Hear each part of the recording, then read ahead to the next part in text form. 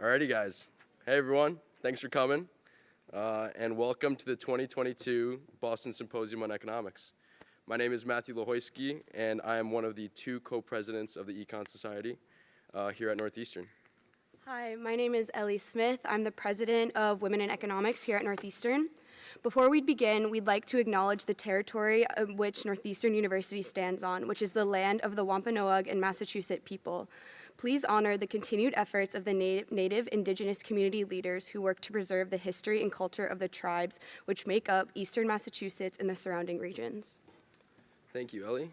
So for a little bit about Econ Society, our mission is to act as a resource that brings together bright, actively thinking undergraduate students to discuss current economic topics and develop professionally. As an undergraduate organization, Women in Economics addresses the gender disparities within economics. We cultivate an empowering community for all students who express interest in the field. We invite our members to engage on an interdisciplinary level with economics while promoting diversity and inclusivity.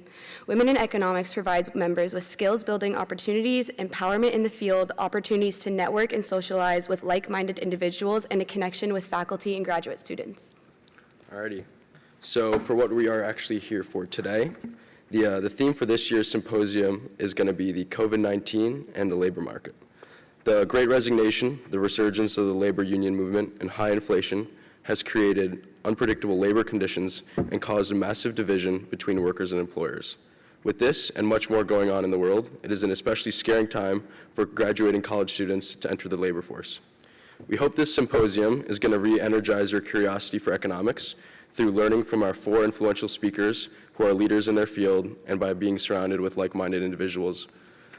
The event will consist of presentations by four speakers: Dr. Guy Lebanon, Dr. Alicia Sasser-Modestino, MJ Ryan, and Dr. Thomas Barnay. After the presentations, the Economic Society co-president, two of two, Sawyer Dixon, will moderate a panel with all of our four speakers. At this point, after it, you will have time to ask questions via QR code that will be on the slides. The audience may ask questions by either raising your hand and waiting for an usher to walk over to you, or using that QR code. That QR code is actually right in front of you on the back side of the chair right there. So, I believe, and one more thing. We, at the end of the panel, Northeastern students everyone will conclude with a social networking hour in Krensman Quad right outside. Just as a reminder, if you need to use the restroom or leave the auditorium for any reason, please try to do so in between presentations or without disturbing the event. Without further ado, we will begin with Dr. Gad Lebanon, and I will invite Jack Robridge to introduce him. Thank you.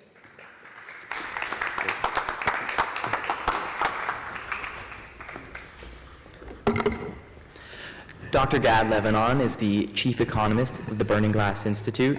Previously, he worked with the Conference Board, where he founded the Labor Market Institute and the Help Wanted Online program. His research focuses mainly on trends in the U.S. labor market as well as global labor markets and their impact on employers. He often contributes opinion pieces to national media outlets. In 2016, he won the Consensus Economics Forecast Accuracy Award for the U.S. economy related to his work with the Conference Board. He's also an adjunct professor at NYU in their economics department. Previously, he worked with the Israeli Central Bank. He received his PhD in economics from Princeton University and holds currently both undergraduate and master's degrees from Tel Aviv University. Ladies and gentlemen, please welcome to the stage Dr. Gad Lebanon.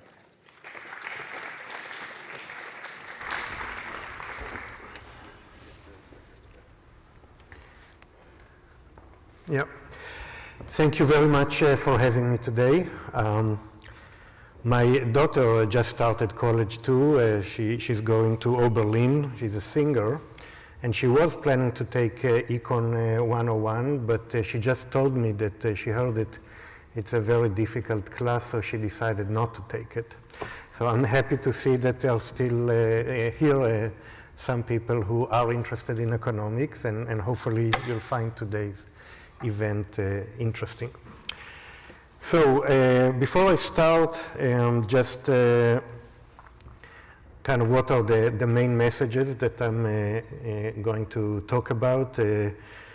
So I'm going to talk about the fact that so far, despite a lot of predictions, we managed to avoid a recession so far, probably in 2022 as a whole.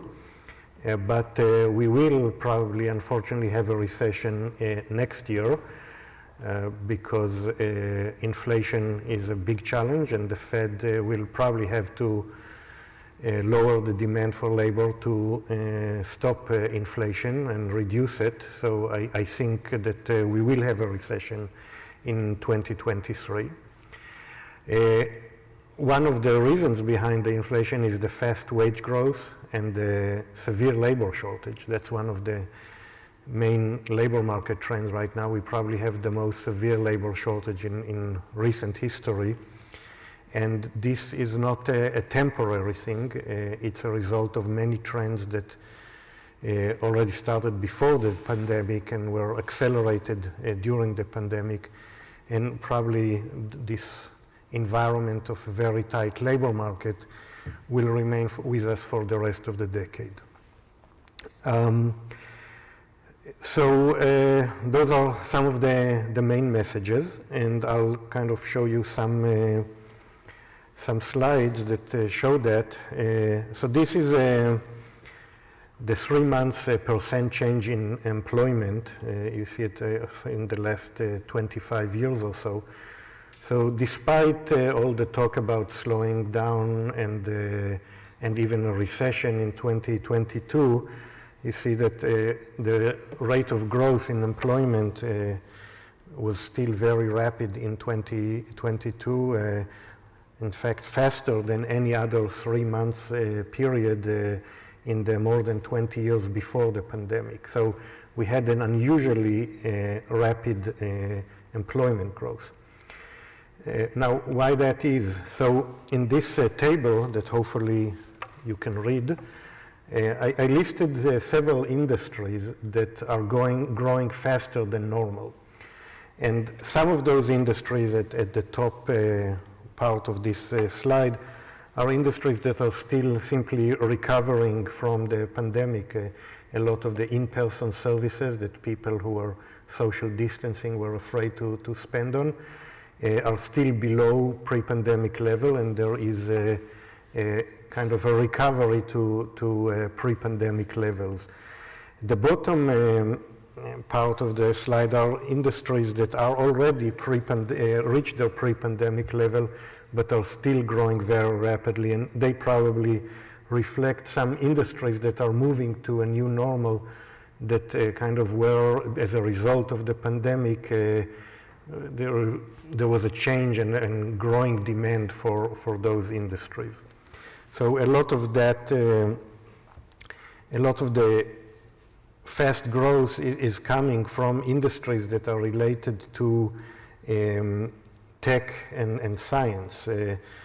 This is what we see here is the contribution to GDP of business investment in software research and development, that showing here an 8-quarter moving average. And we see that the past 8 quarters, that was the strongest contribution to GDP in recorded history.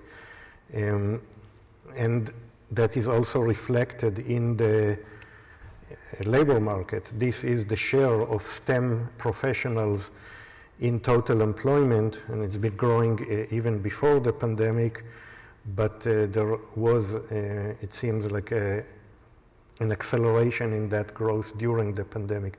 So that is driving a lot of the fast growth that we're still seeing in the economy. Another thing that helps the strong employment growth is that companies seem to be reluctant to lay off workers, despite of the recession chatter and the genuine slowdown in some of those, in some industries. We still see very low levels of layoffs, and those are 3 popular measures. And probably one of the main reasons for that is because of the labor shortages. Companies really struggled recruiting people in recent years, and there's still a very high quit rate and and labor turnover. So the companies know that if they lay off someone and they will have to rehire them in a year or two, it will be very difficult. So there's probably some labor hoarding going on right now that because they wish to avoid further recruiting in the future, they are holding on to more workers now. As a result, the labor market is still very tight, but becoming a little less tight. So kind of the most popular measure of labor market tightness is the unemployment rate, but there are some problems with it. It's not always an accurate measure. What I did here is I aggregated 9 indicators of labor market tightness into one index, and that's what it looks like if you look at all of them. So it's still much tighter than any other period in this century, but we are starting to see some loosening in a still very tight labor market. Now, this very tight labor market or very severe labor shortage is leading to a very strong wage growth. This is from the Employment Cost Index, which is considered the best measure of changes over time in wages. So you see that's the year-over-year growth rate in wages and salary, and at almost 6%, it's much higher than anything we had in the past more than 30 years. Now,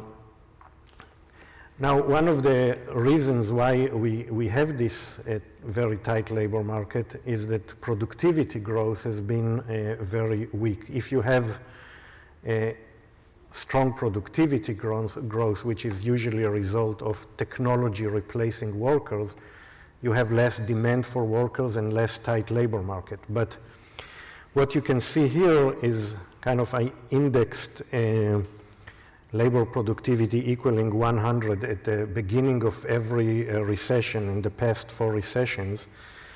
And you see that the blue line is kind of lagging behind the other recessions or the other recoveries. Usually productivity is growing very rapidly during and after recessions when companies are starting to grow but are still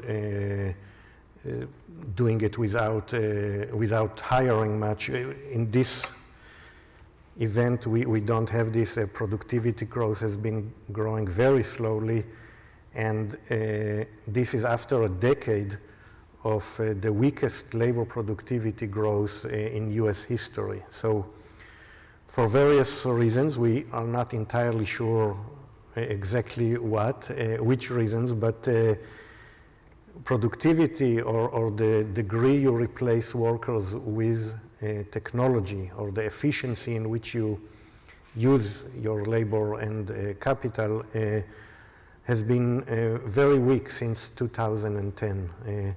I think that probably the main reason is that a lot of the low-hanging fruit of replacing workers with technology already took place before 2010, replacing production workers with robots, replacing secretaries with personal computers. That already took place years ago.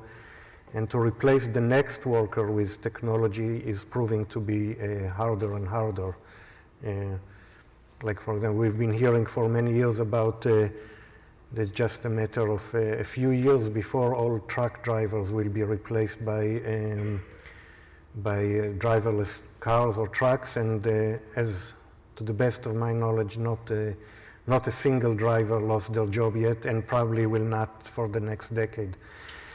So that's kind of the lack of strong productivity growth is further increasing the demand for workers, which makes the labor market very tight.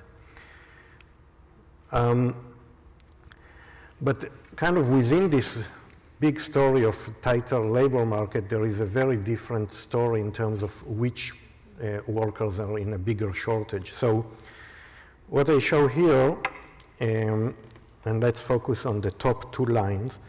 That's the blue line is the number of people in the labor force without a BA, and the gray line is employment in occupations where BA is not required. Here is measured as employment in occupation with less than 50% of the workers having a BA. So you see here that the employment is actually staying flat over the years. You know, on the one hand, there are some jobs that are being eliminated, but on the other hand, there are a lot of jobs that don't require BA that are growing very rapidly. If you look at transportation and warehousing and everything related to home deliveries, those are millions of jobs have been added to there. So the gray line is flat, but the blue line is shrinking, partly because a lot of the new generation have a BA, whereas a lot of the people who are leaving the labor force or retiring don't have a BA. So you have kind of a gradual shrinkage in the blue line.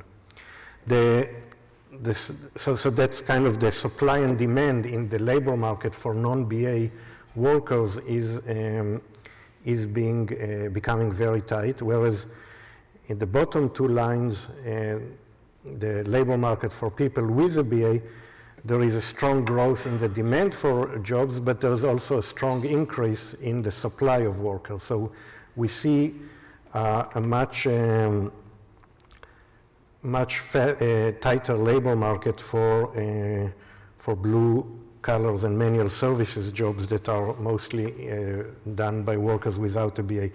Let me skip a few slides and I'll get back to the ones that I skipped, hopefully if this button works.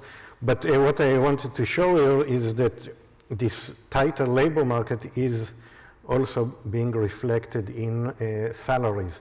So what we see here, I forgot to put the measure, but what we see here is a 5-year growth rate in wages by occupation group. So you see the blue line that is at the bottom on the right-hand side, that's management and professional.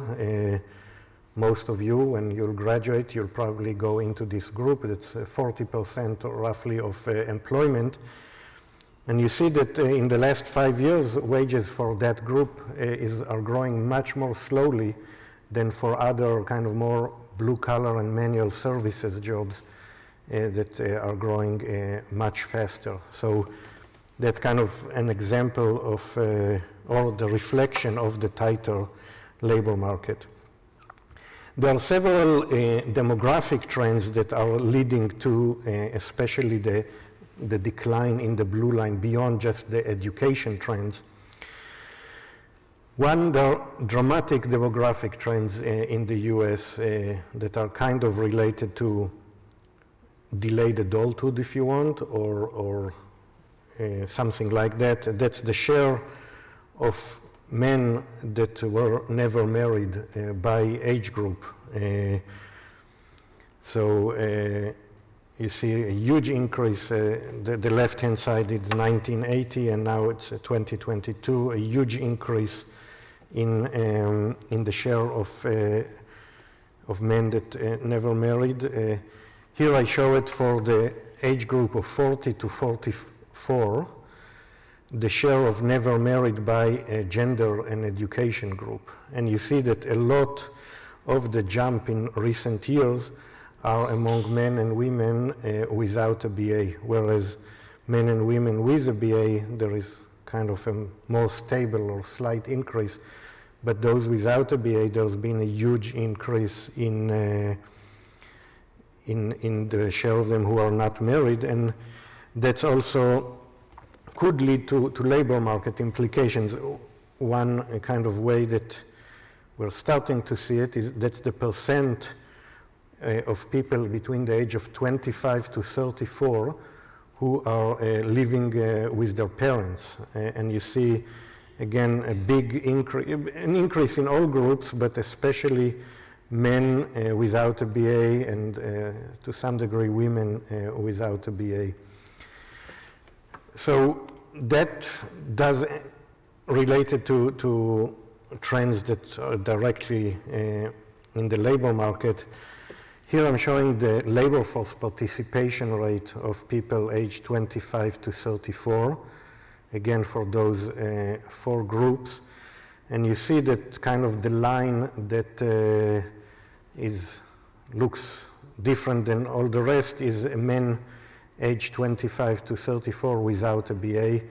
There's been a dramatic decline, about a 10 percentage points decline in their labor force participation. We're talking about like over 1 million people just there that used to be in the labor market and now are not. And if you live with your parents, if you don't have a family, kind of your need to earn a regular paycheck is smaller, and it probably has to do with the decline in labor force participation. There are other long-run trends, like today many more people are out of the labor force because they are on disability, because they have disability than 20, 30 years ago. A lot of younger people below the age of 25, fewer of them are in the labor force because they go to school, so that's a good trend in the general perspective, but from labor force participation, that reduces the supply of workers. So I just show you this trend that, going back to this chart, that a much faster wage growth in the blue collar and manual services, and also in general a tighter labor market for people without a BA.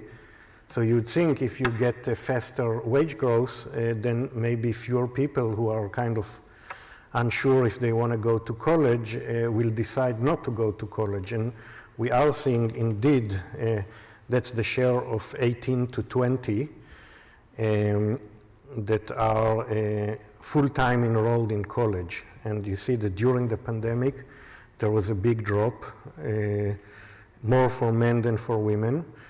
And some of it is definitely due to the disruption to school during the pandemic. I think people who kind of studied less, maybe in the remote setting, were less able to go to or be prepared for college. But some of it is probably also due to the fact that the wage gap between people who have college degree and those who do not is shrinking over time. So I think I got to the end of my slides. Just let me talk a little about the future. As I said, I think that this is not a temporary trend. A lot of the trends that I showed you have been going on for several decades, and it's not clear that they will reverse. One thing that definitely will continue is the retirement of the baby boomers. That will definitely happen in large numbers through the rest of the decade, which is, for the first time in US history, we essentially have no growth in the working age population, which is a lot of what's behind the trends that I showed. So I think I will hand it over to our next speaker, and we're happy to take questions at the end of the presentations. Thank you.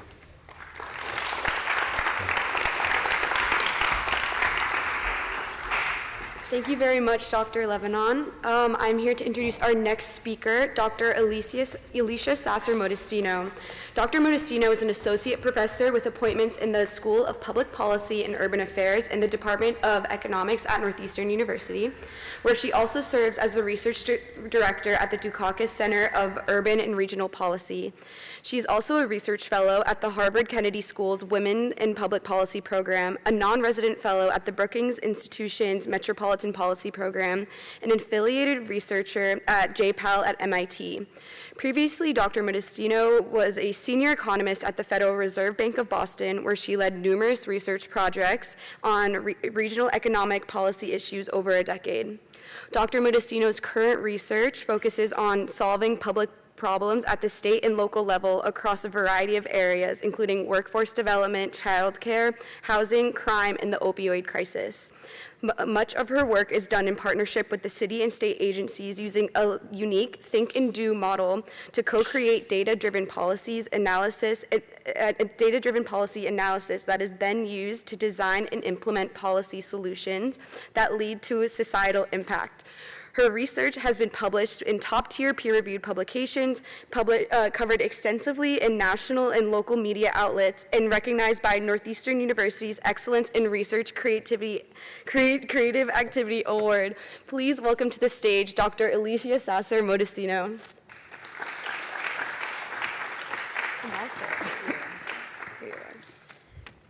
Wow, that was a lot. Thanks for that introduction. I'm going to have you record that so I can play it back to myself over and over and feel empowered every day. Thanks so much to the organizers today for putting together this event. I mean, you have an amazing lineup of speakers, and so good to see so many students engaged today. Especially, you know, head of the Charles weekend's not an easy time to have an academic gathering. So I'm going to focus today on talking about the pandemic's impact on women, and in particular, women with children. This is based on some research that the provost funded here right at the beginning of the pandemic, real pivot in terms of what the university did with funding research that was very relevant to what was going on at the time. I'm going to start, though, by showing us kind of what the world looked like before the pandemic hit. You might have heard the COVID-19 pandemic labeled as a she-cession because there was a disproportionate toll on women workers who are more likely to hold in-person jobs in affected industries. So think about all of the hospitality, restaurants, even a lot of healthcare that got shut down during the pandemic that was non-essential. And because of that, women were disproportionately affected, even just because of the jobs they held, let alone the lack of childcare that was happening at the time with schools being shut down and daycares being shut down. But right before the pandemic hit, so you'll notice this big giant cliff that's in the middle of this chart right now.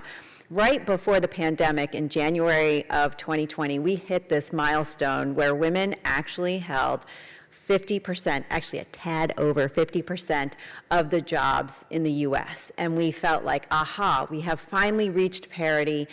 It wasn't because we're coming out of some, jobless recession. So the 2000 Great Recession really was more about men losing their jobs.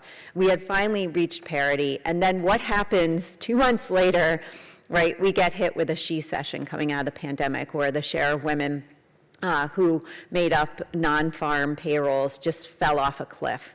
And there's been, somewhat of a rebound since then, but we've not gotten back to that level. One thing I also want to emphasize is just looking at the employment level since the start of the pandemic. The blue line is women, the orange line there is men.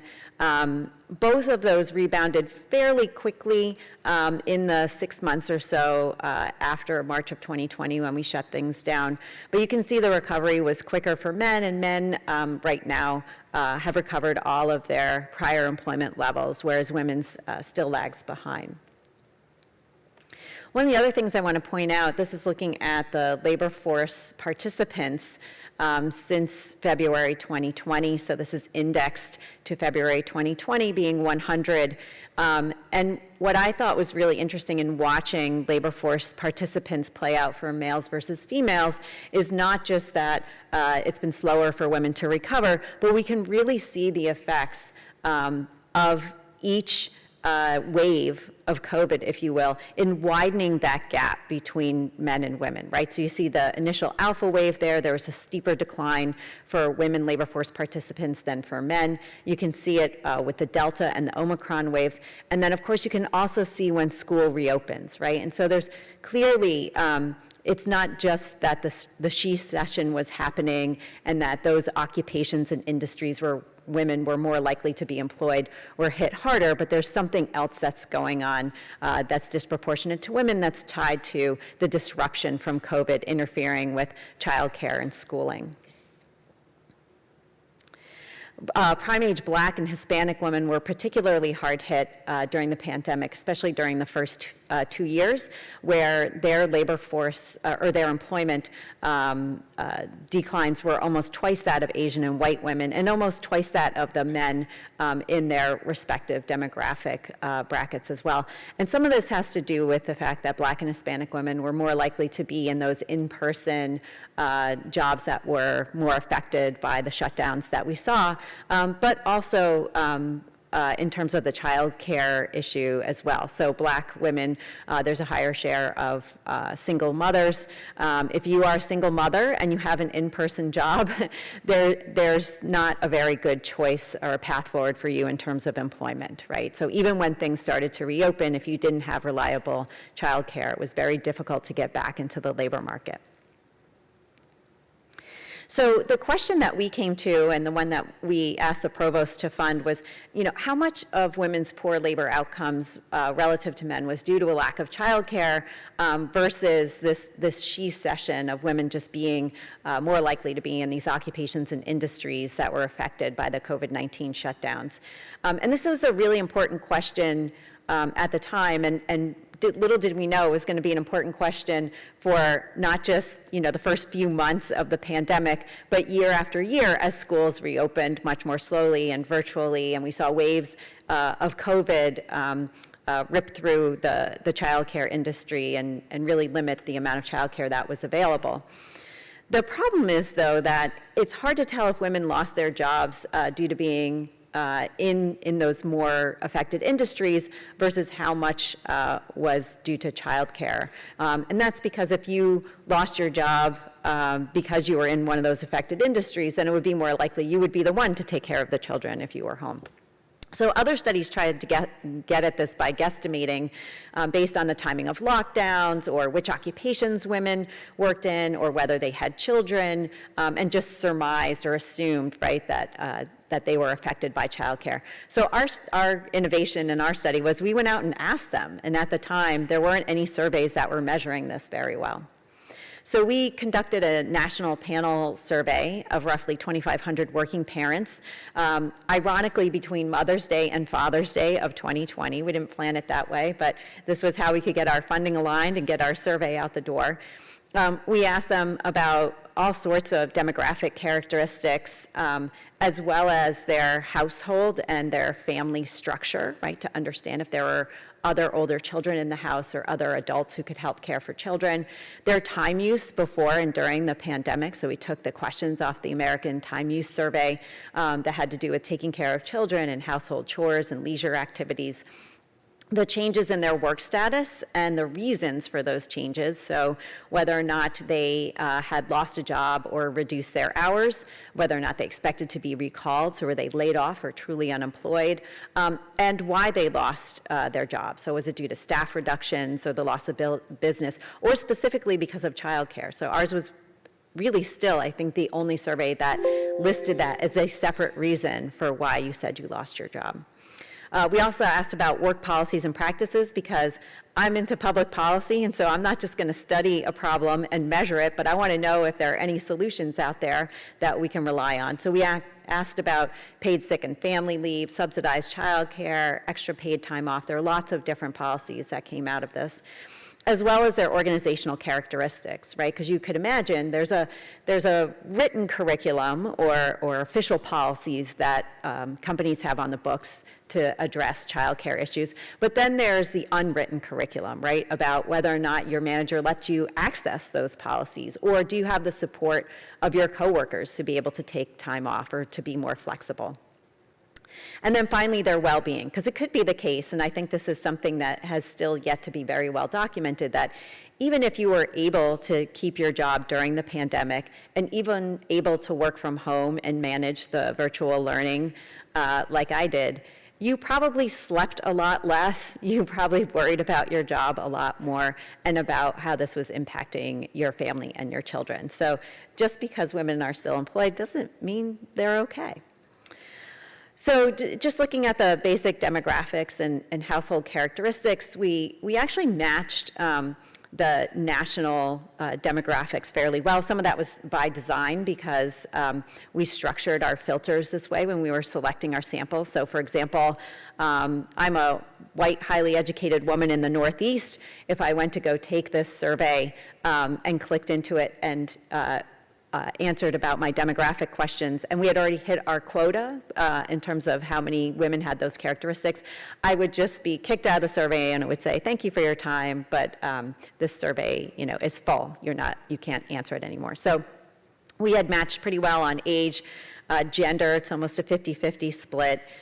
Race and ethnicity, we actually have a bit of an oversampling in terms of African American. Pretty good spread in terms of education, a little bit below maybe in terms of high school dropouts, but pretty well represented from those without a bachelor's degree, which is something that we tried really hard because we initially released this survey on social media, and we pretty much got white, highly educated women answering it because those were our social networks. And so that's why we use this aggregator to be able to go out and get a much more representative sample. Also, huge diversity in terms of their family status, their marital status. Everybody had to have children in order to be able to study this question and answer the survey, but we also wanted to make sure we oversampled those who had children who are under the age of 5, who would probably be facing much more constraints in terms of childcare. We asked about their household structure as well as their household income, and again, tried to get a really good distribution in terms of low versus high income. The other things that we asked about were pretty unique to our survey. So first of all, we asked about even if you had a stay-at-home order in effect, because this was May and June, and there were a lot of states like Texas and Florida that were just wide open compared to Massachusetts. We asked if people had experienced the school or daycare closures. In some places, schools did not close. Even in Massachusetts, emergency daycares for first responders were open. We asked if they had any backup child care. So did you have a friend, a family member who was able to provide child care, a grandparent, what that type of backup was. We also asked about your spouse's work status before and during the pandemic. So if you had a stay-at-home spouse, then probably you weren't too much affected by the lack of child care. And then that's what gave us a treatment group where we put together a group of those that we thought would be most affected by the lack of childcare during the pandemic. So those were individuals who experienced some school or daycare closure, had a child under 14 who would need some supervision, and had a working spouse prior to the pandemic, right? So they would actually be having to make some of these decisions. And then we asked lots of questions about their work status, whether or not they worked from home, the type of job that they had, whether it was in person, whether it was essential, the change that they experienced in their work status, and then also who earns more in the household. All right, so what did we find? So how much was due to childcare? So probably not too surprisingly, women were more likely to experience job loss due to childcare. And among those who became unemployed, 26% of moms said it was due to childcare compared to 14% of dads. So I think there's two things that are interesting here. One, it's not all women, right? But for women, it's twice as likely, right, that they would experience unemployment because of that. Working parents lost on average 16 hours a week on average due to the lack of childcare. That's a lot, right? That's 2 full working days a week. This was similar in magnitude to the loss of hours due to all the other things that were going on with the pandemic. So staff reductions, loss of business, or not having remote work available. Probably not too surprising based on what I'd shown you earlier in terms of those trends with Black and Hispanic women, but adverse labor market outcomes varied by the usual demographic characteristics. Childcare was a greater factor for moms that had fewer resources. So you can see for lower income moms, they were more likely to say that they had either any job loss or their hours reduced due to childcare.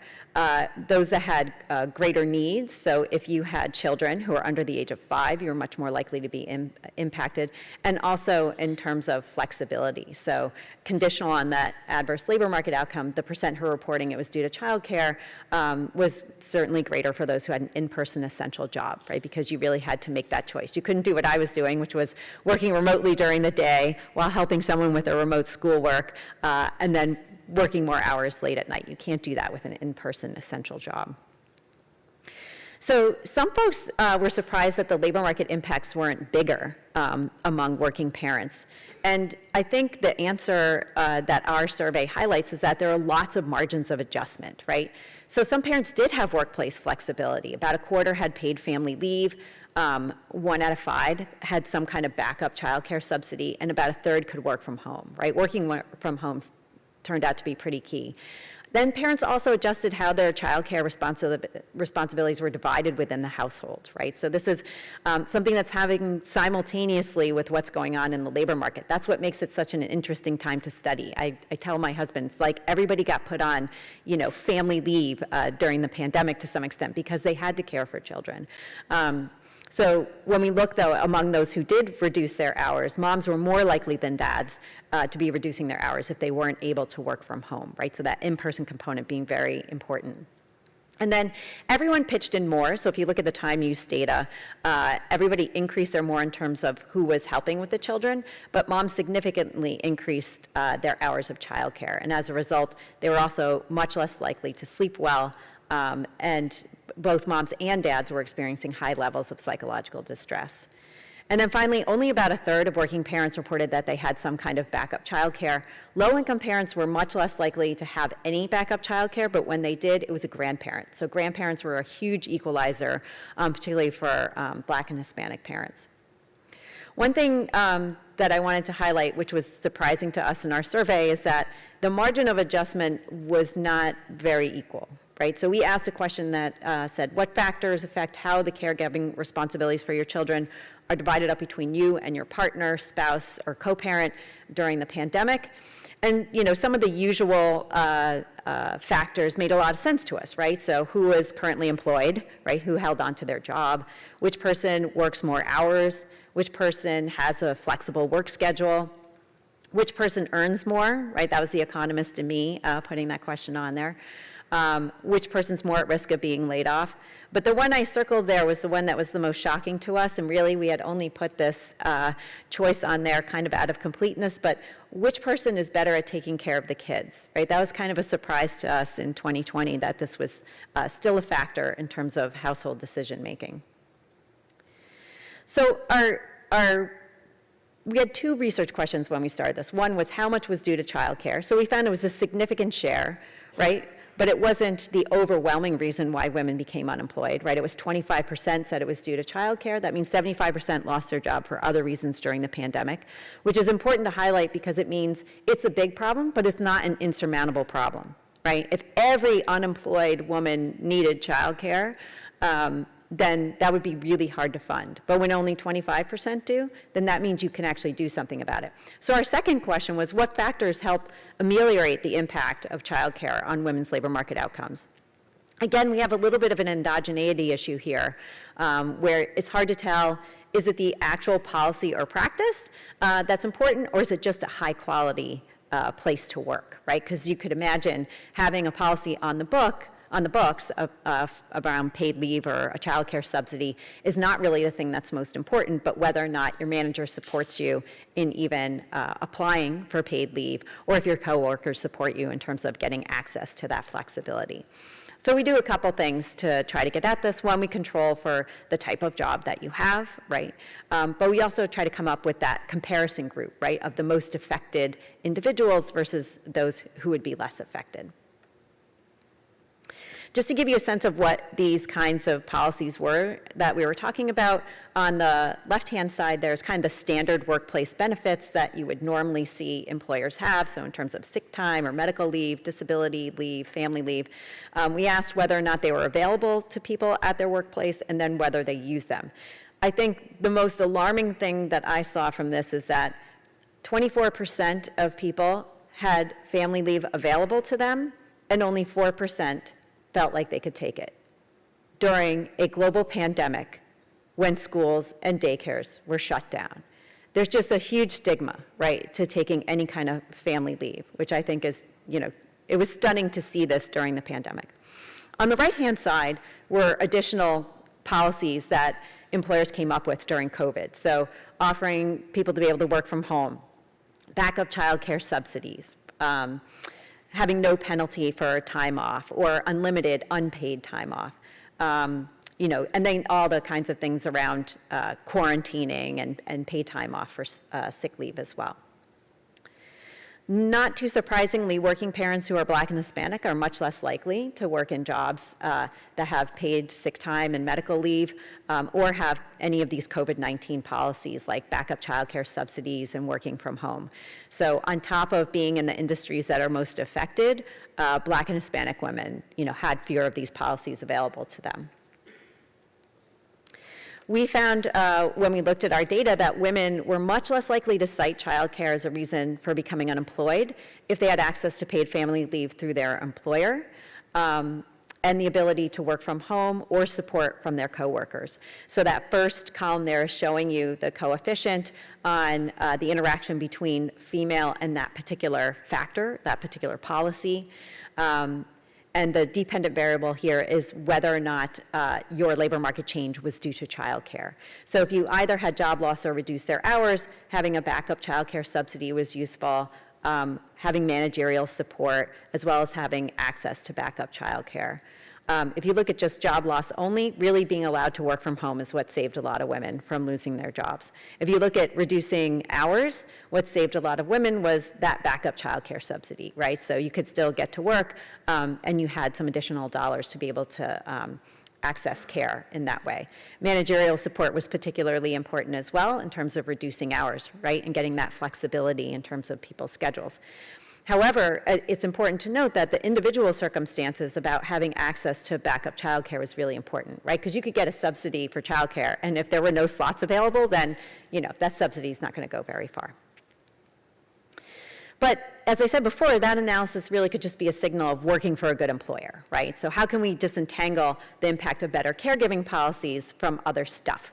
So we go back to our affected group, or our constructed treatment group there. Those who experienced a daycare or a school closure, had at least one kid under 14, and a spouse that worked prior to the COVID-19 pandemic. So the families that were going to have to be making some hard choices. And our comparison group would be folks who were not in that bucket. They either didn't have a school closure, or their kids were older, or they had a non-working spouse. And it actually splits our sample kind of almost in half. So we have a good level of variation to be able to look at this. And we're just going to use a difference in difference methodology where we're going to look at the change in the percent who are employed, for example, in the affected group versus the comparison group before and after the pandemic, right? So we construct that differential over time and across those two groups. So one of the things we want to just test initially before we answer our policy questions is, did this actually have an impact? Was our affected group actually affected in the way that we think that we did? Did this have bite?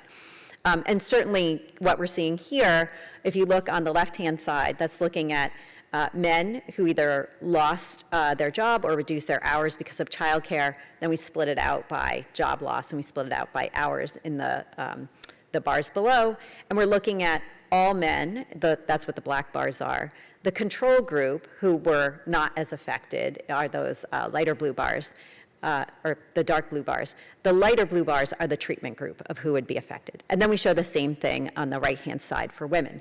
And what you see is that moms who had a greater pre-existing exposure to that childcare shock of the pandemic had more adverse labor market outcomes attributed to the lack of childcare than men do. So for women who are in that treatment group, right, they have significantly more job loss as well as hours reductions. For men, not so much. We don't really see very much of an impact. So then using this quasi-experimental method, if we go back and rerun that regression that I had shown you before, it appears that actually those more formal policies and the worker supports were not really that effective at reducing the impact of childcare burdens on female labor market outcomes. I don't want to say this as a conclusive thing in general, because it was, as I said, very difficult to actually access childcare if you had a subsidy. But really what seemed to make the difference for people throughout was having had access to backup childcare, right? Either through a grandparent, or some people actually hired former daycare workers, or they had a nanny, or they had a friend, or even other adult members in their household who could watch their children. Okay, so let's wrap it up by just thinking big picture. What does this mean for policy, right? I always bring it back to the policy side because I'm in the policy school, wore the white hat at the Federal Reserve Bank. This is kind of what gets me up in the morning. So during 2020, public policy wasn't really helping us out too much in terms of childcare. So the Congress initially expanded some unemployment insurance benefits, but lots of people had a hard time documenting that and getting into that system. There was a temporary paid leave program that nobody knew about. It was actually in existence through December 2020, but it was really hard to access, and like I said, very few people even knew it existed. There are also a lot of barriers for childcare providers to access the Paycheck Protection Program. So that's a side that I haven't talked too much about, but when childcare did reopen, there were so many constraints on it in terms of how many children could be in a classroom. So we reduced the density by half. We imposed more cleaning and not allowing children to even share any toys or anything communally. And so if you have reduced the number of paid children by half and you still have to pay the same staff, good luck staying in business, right? And unfortunately, the Paycheck Protection Program did not really help too many daycare providers. In part, that was because they were very small businesses. They were not first in line like a lot of the larger businesses were. And as a result, it covered only about maybe a quarter of the childcare providers. And they did not get very much money out of it. And then finally, the initial CARES Act that Congress passed in March of 2020 that provided, those $1,200 checks and things like that, they did put in $3.5 billion for childcare for the emergency daycares I was talking about for first responders, but that funding was less than what each of the 3 major airlines received. Who was flying around in March and April of 2020? Not a lot of us, right? Maybe we could have put the kids on planes, right, and supervised them that way. I don't know. It didn't make a lot of sense to me. Fast forward to the American Rescue Plan Act that Joe Biden got through. That did provide some relief for families and childcare providers, but doesn't really do a lot for us in the long run. So what it did do, expanded the child tax credit, which is good if you pay taxes. It did set a higher limit on being able to deduct dependent care expenses. For child care providers, it increased some of those child development block grants that we saw before, put $1 billion into Head Start, and did establish a stabilization fund for child care providers. That money's running out right now. So without any further influx of cash for those daycare providers, we're going to see fewer and fewer child care slots being available for families. And then what's still missing? So what got left on the cutting room floor of the Build Back Better Act was paid leave. Thanks, Joe Manchin, we have no paid leave still in the United States. We're like the only country in the developed world that does not have paid leave. That puts us in a category with like Iran and like 2 or 3 other tiny countries that don't have paid leave. And then also it left out expanded subsidies that make care affordable for households beyond the neediest, and that would also pay childcare workers a living wage. Why is that important? Because childcare is actually very much like healthcare. So we don't privately fund all of healthcare. Why is that? Because it's really expensive and we think it's a public good. We think people should have healthcare. We also think it has all these positive externalities for the rest of us, right? Who here, everybody's vaccinated, right? Because we've made that free. We've made it very easy for people. Childcare is very similar, right? It does not, it can't be done more efficiently. You can't automate childcare. You can't even reduce the ratio of the teachers relative to the students. It's mandated, it's legislated. And so because of that, if we don't have public subsidies for childcare, it's super expensive. And why you can't find childcare is because there's still 100,000 workers missing. So childcare was one of the industries that was in Gad's table there that still had not recovered all of the workers. And why is that? Because there are a lot of childcare workers who were burnt out during the pandemic, and would you return to a job that is highly physically and emotionally demanding for $15 an hour when you can go to Target or Home Depot and stock shelves for $20 and get health care? Probably not. Other companies, though, are doing things. So we've seen a lot of the bigger companies stepping up, and not just with childcare subsidies, but with some innovative solutions. So Toyota set up a virtual learning school for its employees because of the absenteeism they were experiencing on the factory floor. This picture here is from a smaller firm that flipped the office, so sent the adults home to work from home and had the kids come into the office to be supervised so that their employees could actually get their work done. So business is stepping up, and it's time for the public sphere to catch up. And then the last thing I'll just leave you with is, we're not really clear what the long term is going to look like. Companies are just now coming back in like a hybrid fashion. So if you try to get through downtown Boston on Tuesday or Wednesday, everyone's in the office, but they're not in the office 5 days a week, right? And you have all sorts of viewpoints on this, right? So the guy from Netflix is like, there's no positives to being remote. We got to be in person. End of story. You see the guy from BlackRock, and also this other woman who's the chief executive of a furniture giant, Herman Miller, who are like, well, maybe there's room for a hybrid kind of thing. And then you see, the other CEO there from Simon & Schuster saying, look, we're all grown-ups. We all just showed we know how to get work done remotely. And so if you're not going to trust your employees, that's crazy. We should allow as much flexibility as possible. But the jury's still entirely out on what that looks like. So I'm going to end there, and I'm going to pass it on to our next speaker. But thank you so much for listening, and I look forward to our questions during the Q&A.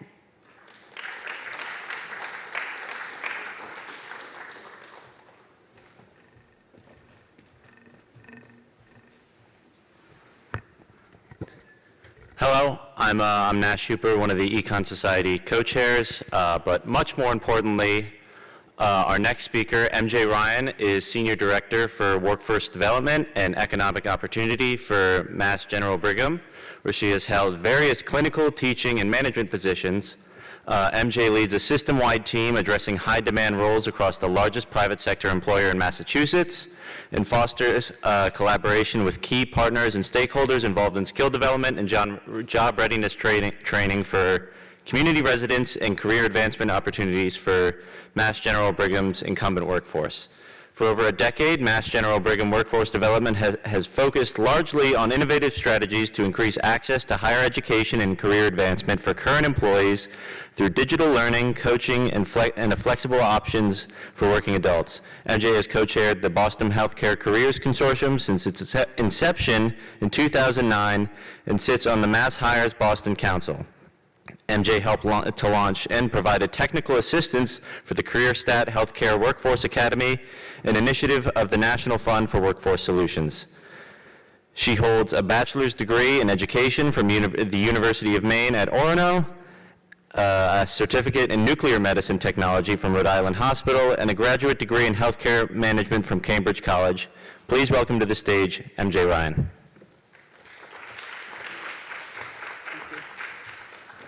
Good afternoon, everyone. It's a pleasure to be here, and I'm very honored to meet the new group of economists coming our way who are going to solve all of our labor problems.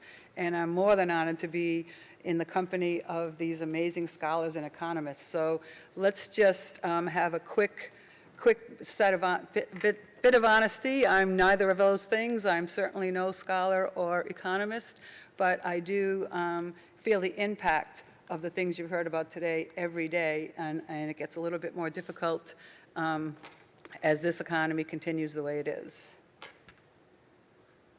And where's my clicker? Here we go. I'm going to have to walk around a little, I think. Sorry.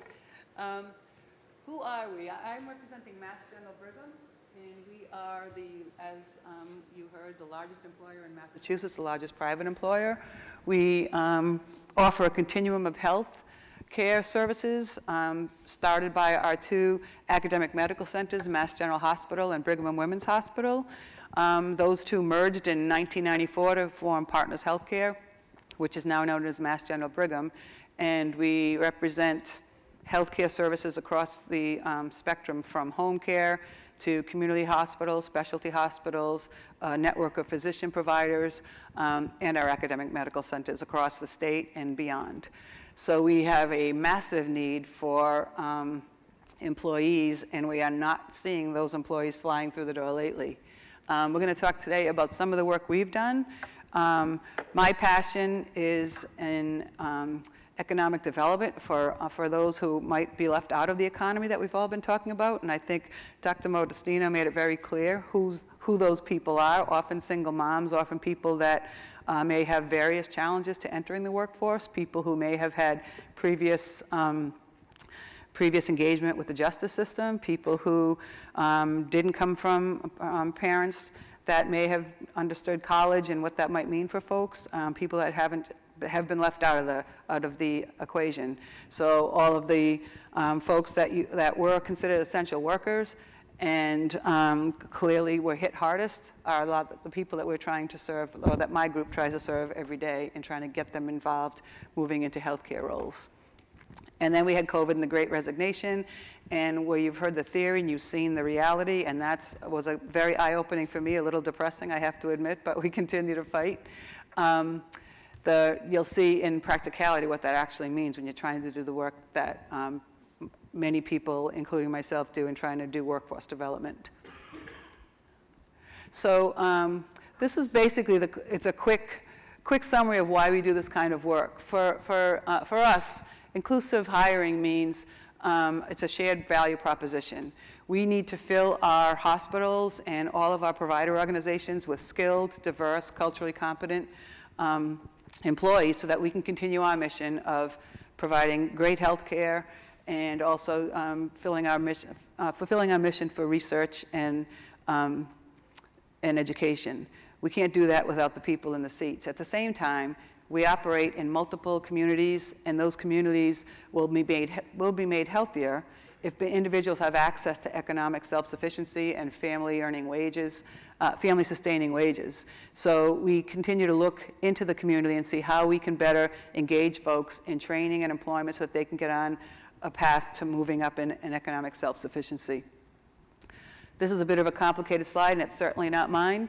The source is the Democracy Collaborative, which is an organization that for years has been talking about the anchor mission, and they talk a lot of EDs and MEDs. So the EDs are you folks here at Northeastern and all of our big academic institutions, and then the MEDs are us, Partners Healthcare, which is now Mass General Brigham, as I said, and all of the other large employers that are situated in communities and have a responsibility and a commitment to making those communities better and providing access to folks to a piece of the pie that we all have enjoyed.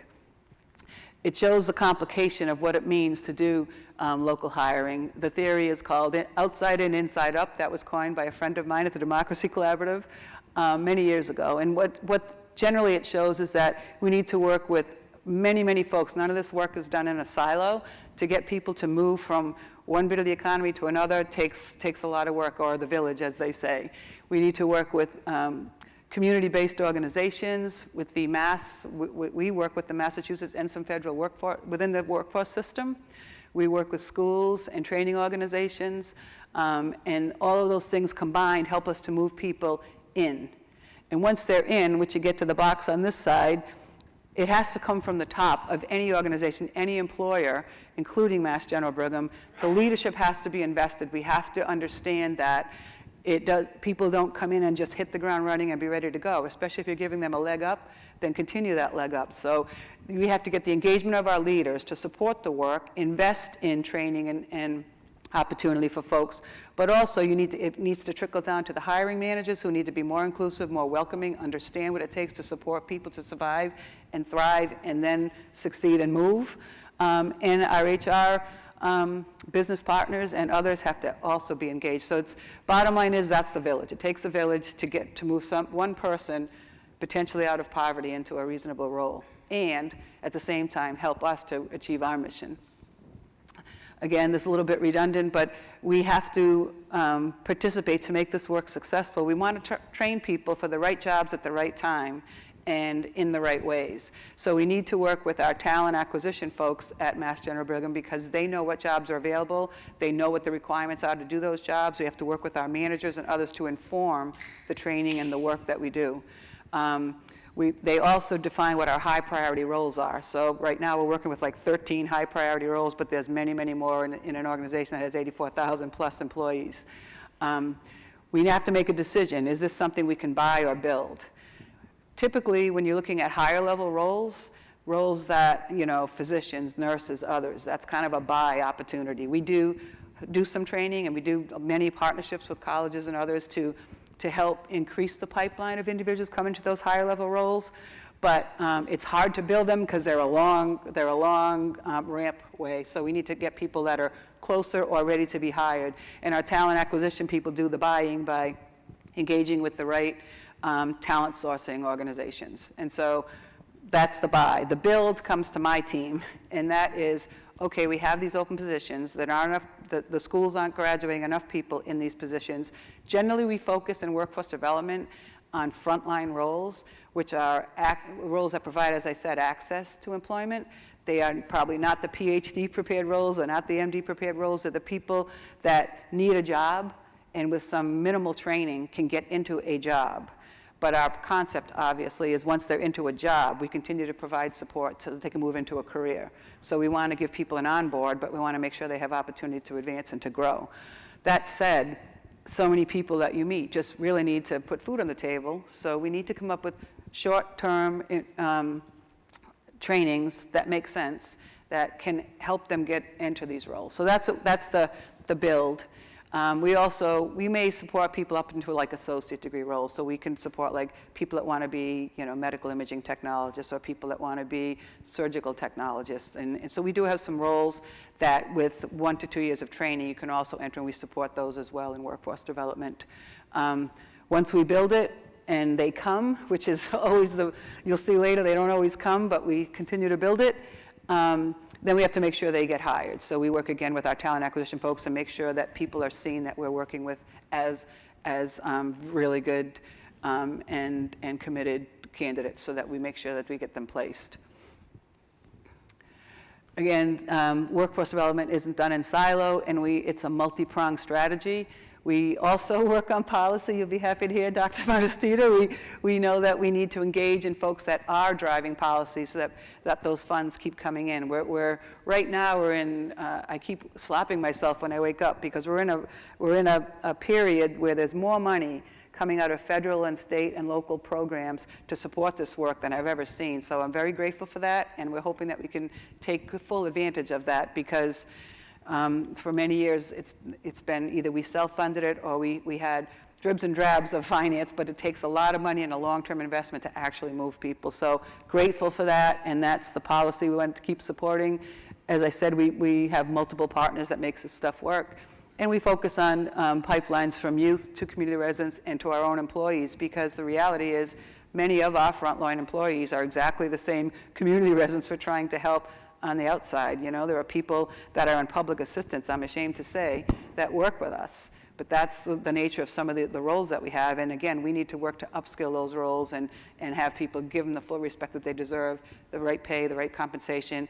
And this pandemic, that little COVID word, has helped a lot of that. The Great Resignation has helped a lot. And people are starting, just as we've heard earlier, we have to compete with those targets that'll pay $24 an hour to bag groceries. We have to compete with Amazon. So we can't. It's a nonprofit. We're a big organization, but it's still nonprofit. It's still driven on providing health care, and we need to find a way to compete in this economy for good talent and continue to help them to grow. But financially, we can't necessarily compete with them, which is a struggle every day.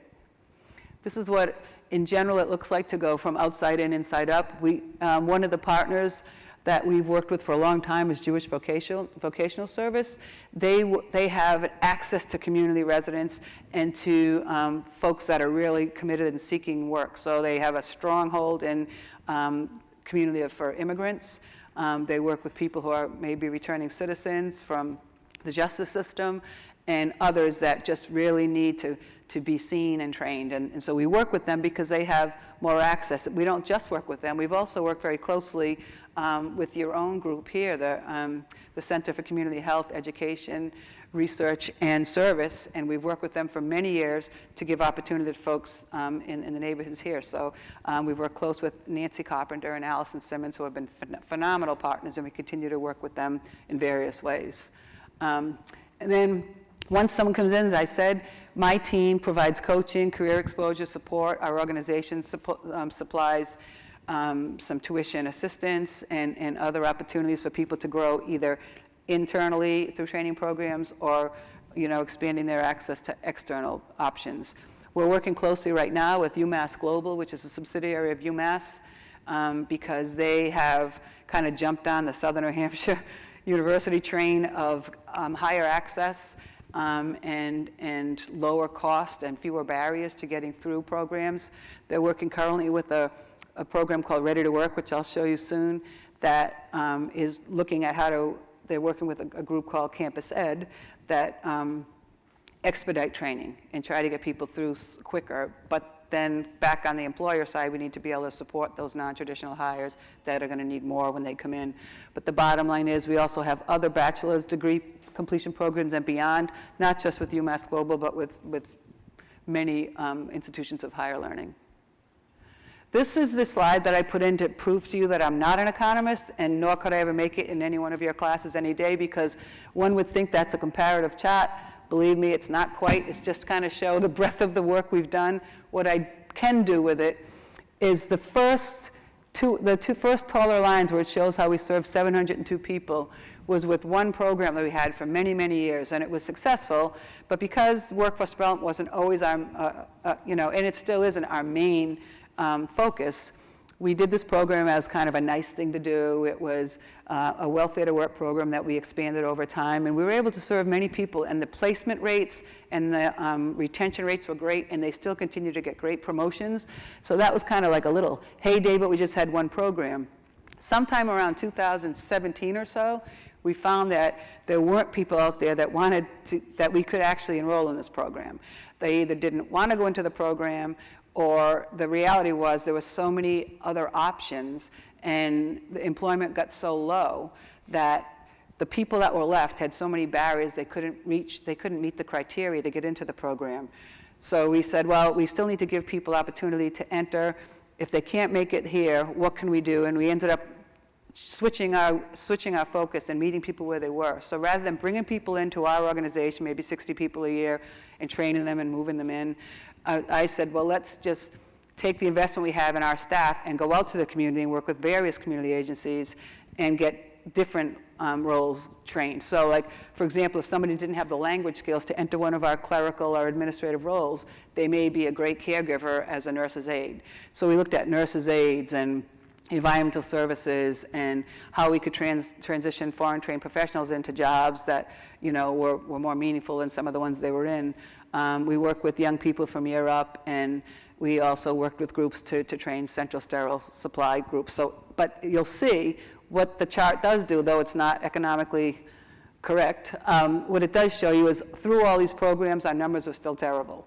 That's the bottom line. We have about 40 people over the last 2 years since COVID that could actually get through the programs. A lot started them, but they didn't finish them. And so we've still remained challenged. You'll see that the diversity is high in these programs.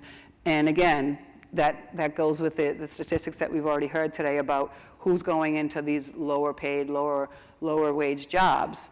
But again, our goal is, yes, if we can get people in, then we can push them up and continue to do that. So bottom line is we needed a way to scale this, because while we're still trying to serve community residents, that's not serving enough of them, for sure.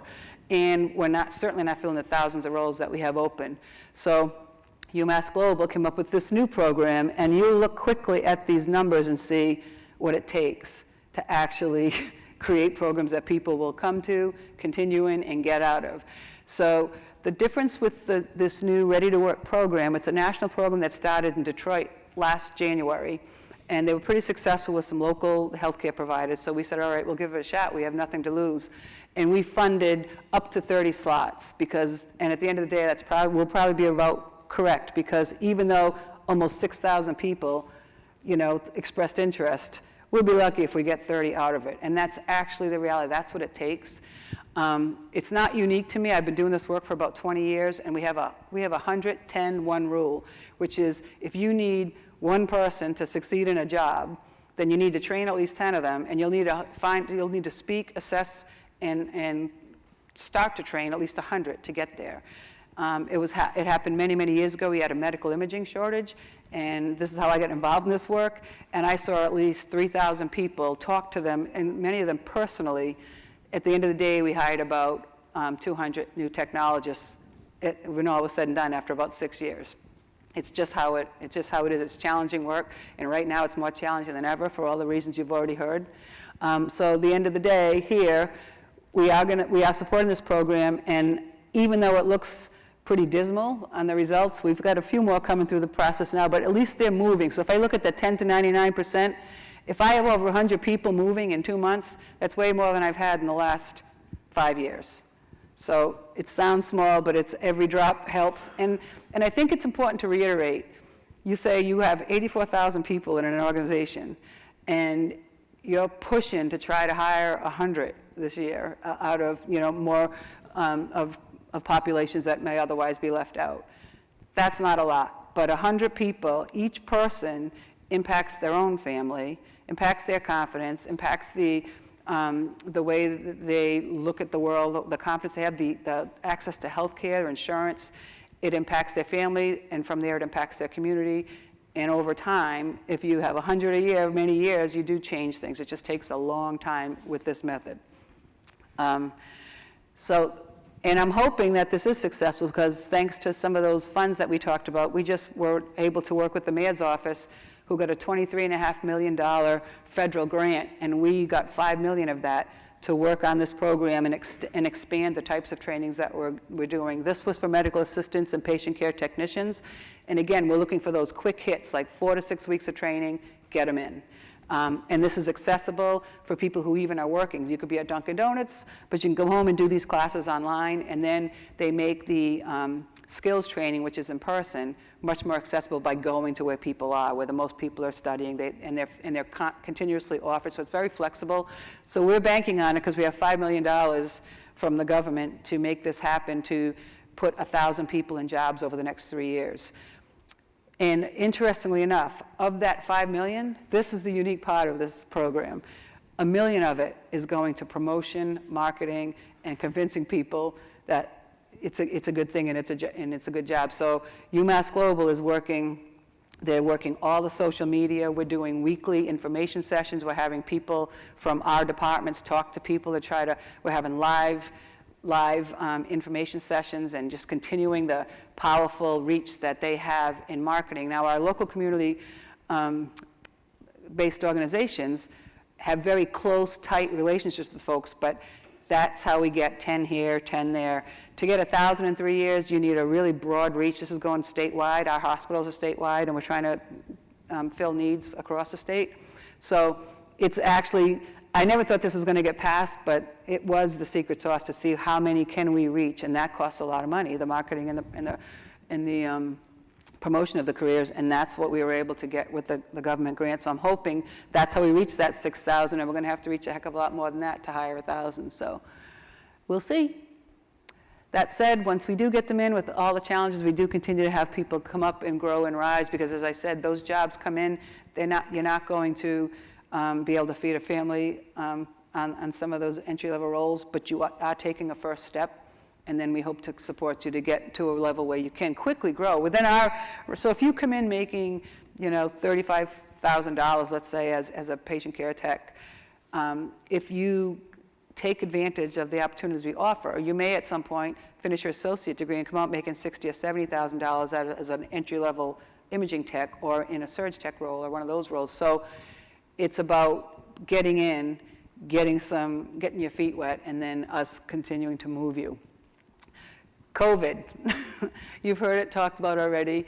COVID didn't start the Great Resignation, from what my colleagues in HR say, at least at MGB, but it certainly put an exclamation point on it. So people were already getting tired of that Puritan ethic of, we're going to work, and never take a break. So as the gig economy started taking over, and as I mentioned, that 2017-18, we started losing people being interested in our jobs, and now we're competing, as I said, with Target for, we have these hard patient care roles that are 24/7, rotating shifts, difficult jobs. Rather, they could just drive for Uber and decide when people want to work and how much money you want to make and how you want to do it. So that kind of started people thinking, I don't maybe need to work 24/7. People from my generation just expected to work hard. When I came into medicine, I came in as an imaging technologist. I just expected I was going to take call, be running around, I was going to work whenever they told me to work, and I did. And then as I moved up through the ranks, I'd work 15-hour days, go in the dark, leave in the dark, never see anybody. People are sick of that, and they're not doing it anymore. And so now that there's options, especially people the healthcare sector's been hit hard because we are a 24/7 organization. When your grandmother gets sick, we have to take care of her at 3 in the morning, just like we do at noon. And that it's very difficult for those, especially those frontline caregivers like nursing assistants. Burnout is definitely a thing, and we feel like it's the tip of the iceberg. Teachers and caregivers are both feeling that through COVID, they got the worst of it. They work the hardest, and they're expected to do way more than they ever have, and now they're tired. COVID seemed to come out of nowhere overnight, but it's not going away overnight. The impact of it is lasting, and everyday people who love their jobs, especially in the healthcare folks that I know, are just saying they can't do it anymore, they've had enough, and they're leaving. At Mass General Brigham, as I said, we're a very large employer, and we have massive demand in many roles. Last fiscal year, we filled 26,000 jobs. It sounds good, and it was 3,600 more than we did during the last year where COVID 2020 was involved in fiscal year 21. But the reality is, if we look at the functional vacancy rates, we are not really having a net gain. We're basically just replacing people that we're losing, and the treadmill, the faster we run to fill jobs, the quicker people are going out the back door. So we need to figure out how to stop that seepage so that we can actually grow and do what we need to do. As I said, the other thing that we're hurting is equity issues. People that are in roles like mine could go home and put on the work mullet. You put a suit on from here up, you have pajamas from here down, you're on the computer, and you're walking your dog at noon. But that's not true of nursing assistants who may be single moms with multiple children, dealing with the whole school situation that we just heard about, not able to really afford daycare, and not able to definitely support the shift in needs for daycare when they say suddenly we need you to work Sunday when you have maybe your grandparents aren't local and you can't make those changes. Those folks that were essential workers that work the hardest, put themselves in danger, and continue to work now with oftentimes with short staffing, are the ones with the scrubs going on every day. They don't have the work mullet. They don't have the ability to work from home, and that inequity is getting tiring. And it's not just our frontline workers, it's our physicians, it's nurses, it's all of the healthcare team is like, we're tired. We've been doing this a long time, and now you're saying you're losing money because COVID took a big hit. We lost a lot of business for a while. As Dr. Modestino said, we closed non-essential services. Those are coming back up, but they're coming back with a bang, and people are running, and they're exhausted, and they're kind of running out the door when they get tired of running into the clinics. Those that are staying are still showing burnout. We're having some, really difficult times engaging and forming commitment with employees because they're just exhausted and they're tired of it. What can we do about that? Simple, respect, right? Respect people. We have to all recognize, and not just in healthcare, but any employer has to now recognize that the tables have turned. That old, you tell me to do it and I'll do it, and I'm just so grateful to have a job is over. Now we need to hear the voices of candidates, we need to hear the voices of our employees, and we need to act on that. We need to increase, looking at our minimum requirements. MGB is an academic institution. We're Harvard related, so sure, we have people that are answering phones. We have job descriptions that say bachelor's required. For what? They're not really required. So we're figuring that out, and we're reducing those requirements so that we can be more inclusive and less exclusive. It was simple enough. We had simple things that we couldn't get nursing assistants, and yet we had a barrier that was ridiculous. You had to have a high school diploma.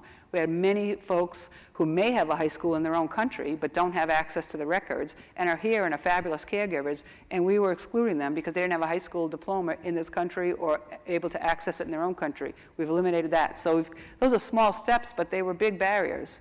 Also, as I said, we need to look at expedited training and supporting managers to say that People can be trained in multiple different ways. They don't all have to come in through the traditional door, and people have to look at potential and commitment versus, that ready-made traditional candidate that they've seen for, the last 20 years that went to their school and came in as, they had 15, weeks of training versus 4.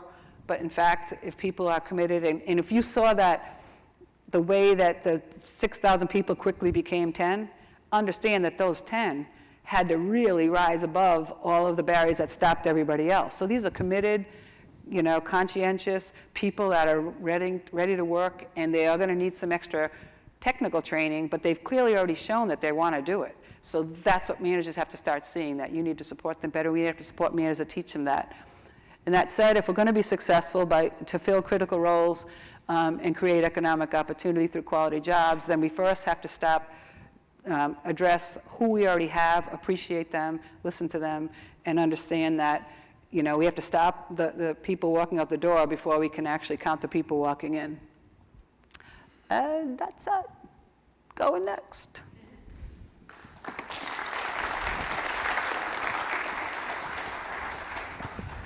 Hi everyone, I'm Lily Xu, and I will be presenting our last speaker before our panel. So Dr. Thomas Barnett is a professor in economics and French senior health economist. He arrived in the US in August 2021 as a full-time visiting professor at Harvard Medical School and as a French Harkness Fellow in Healthcare Policy and Practice.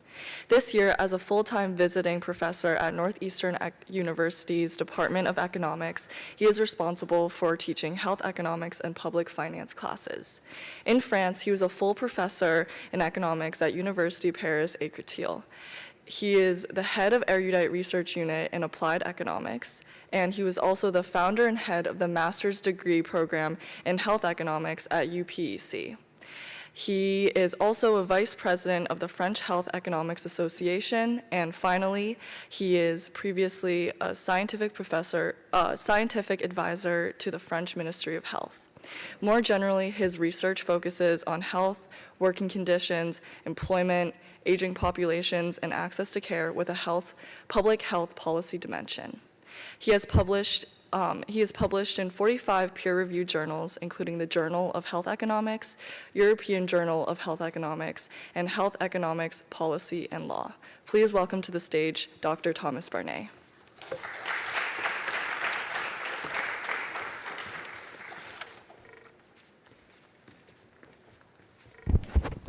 Good afternoon, everybody.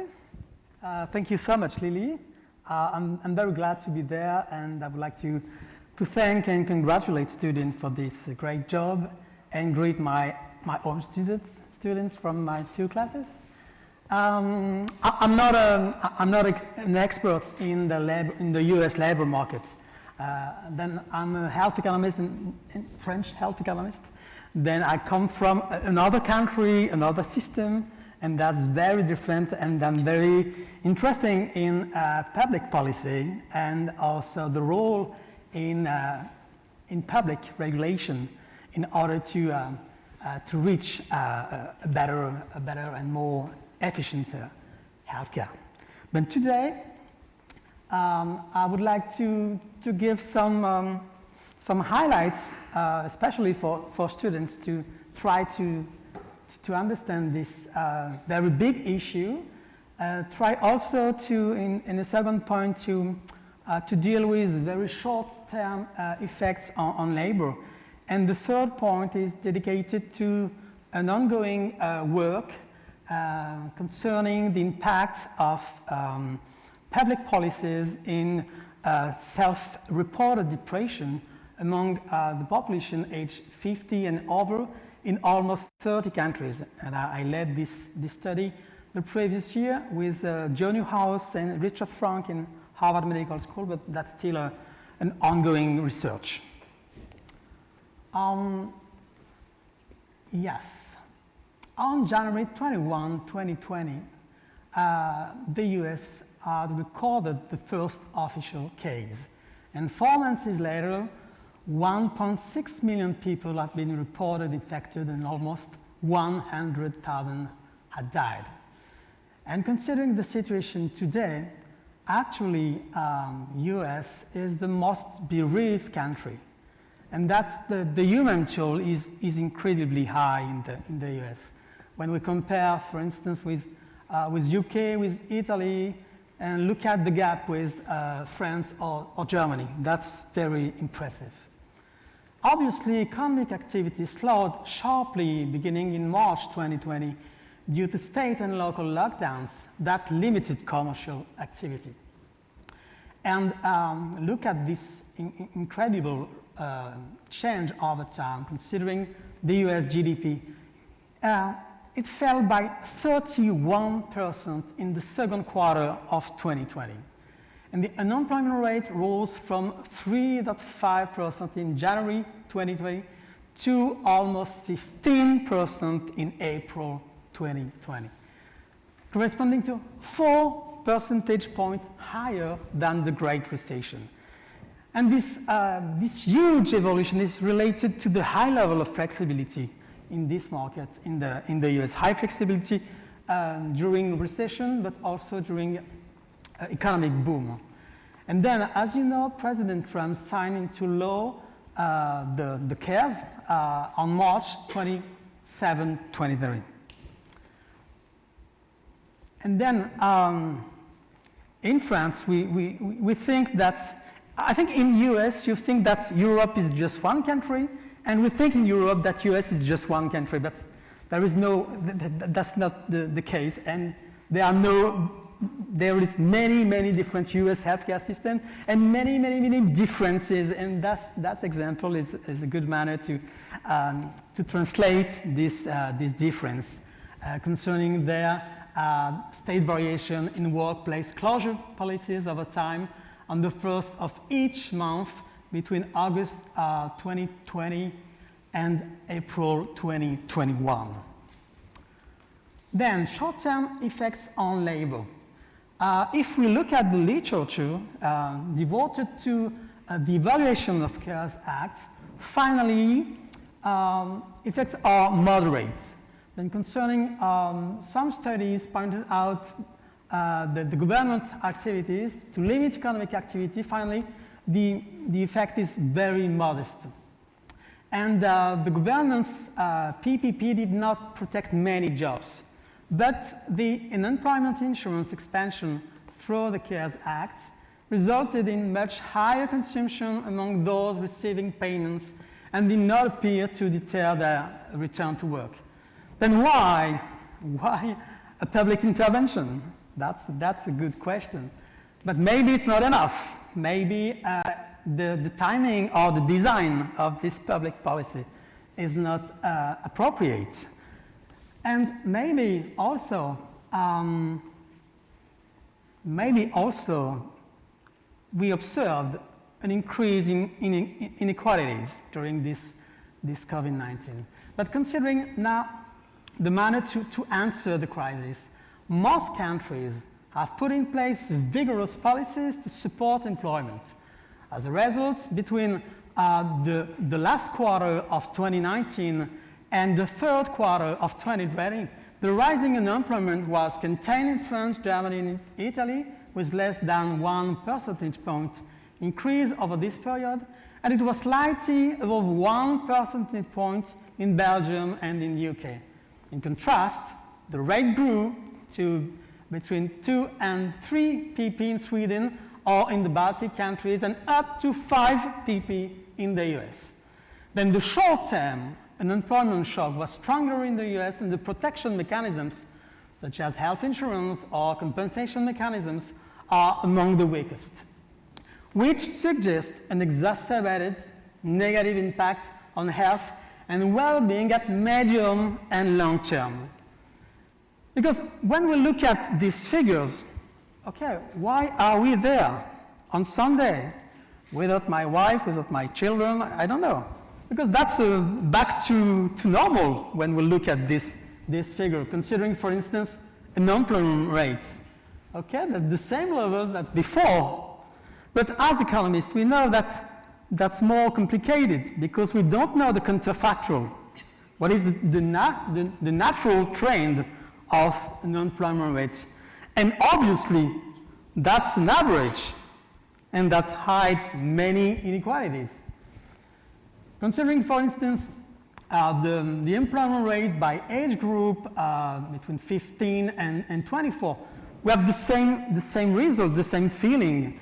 We observe, that is the black curve, a high level of employment rate for this population, higher than in France or in Italy. And we observe that finally, same, back to normal. But as Alicia said, we know that there are huge inequalities by racial, ethnics, and also by gender. And as women in economics is involved in this conference, I just want to highlight this point. And that's very, very important. And childcare is a main issue, because this crisis is very specific. And as contrary to economic recessions, the employment drop related to COVID-19 measures has a large impact on sectors with high family employment shares. And school closure and daycare centers have massively increased childcare needs, which has a particularly large impact of working mothers and women spending significantly more time homeschooling and caring for children. And then the division of childcare is associated with a reduction of working hours and an increased probability of transitioning out of employment. I would like now to try to deal with some potential long-term effect.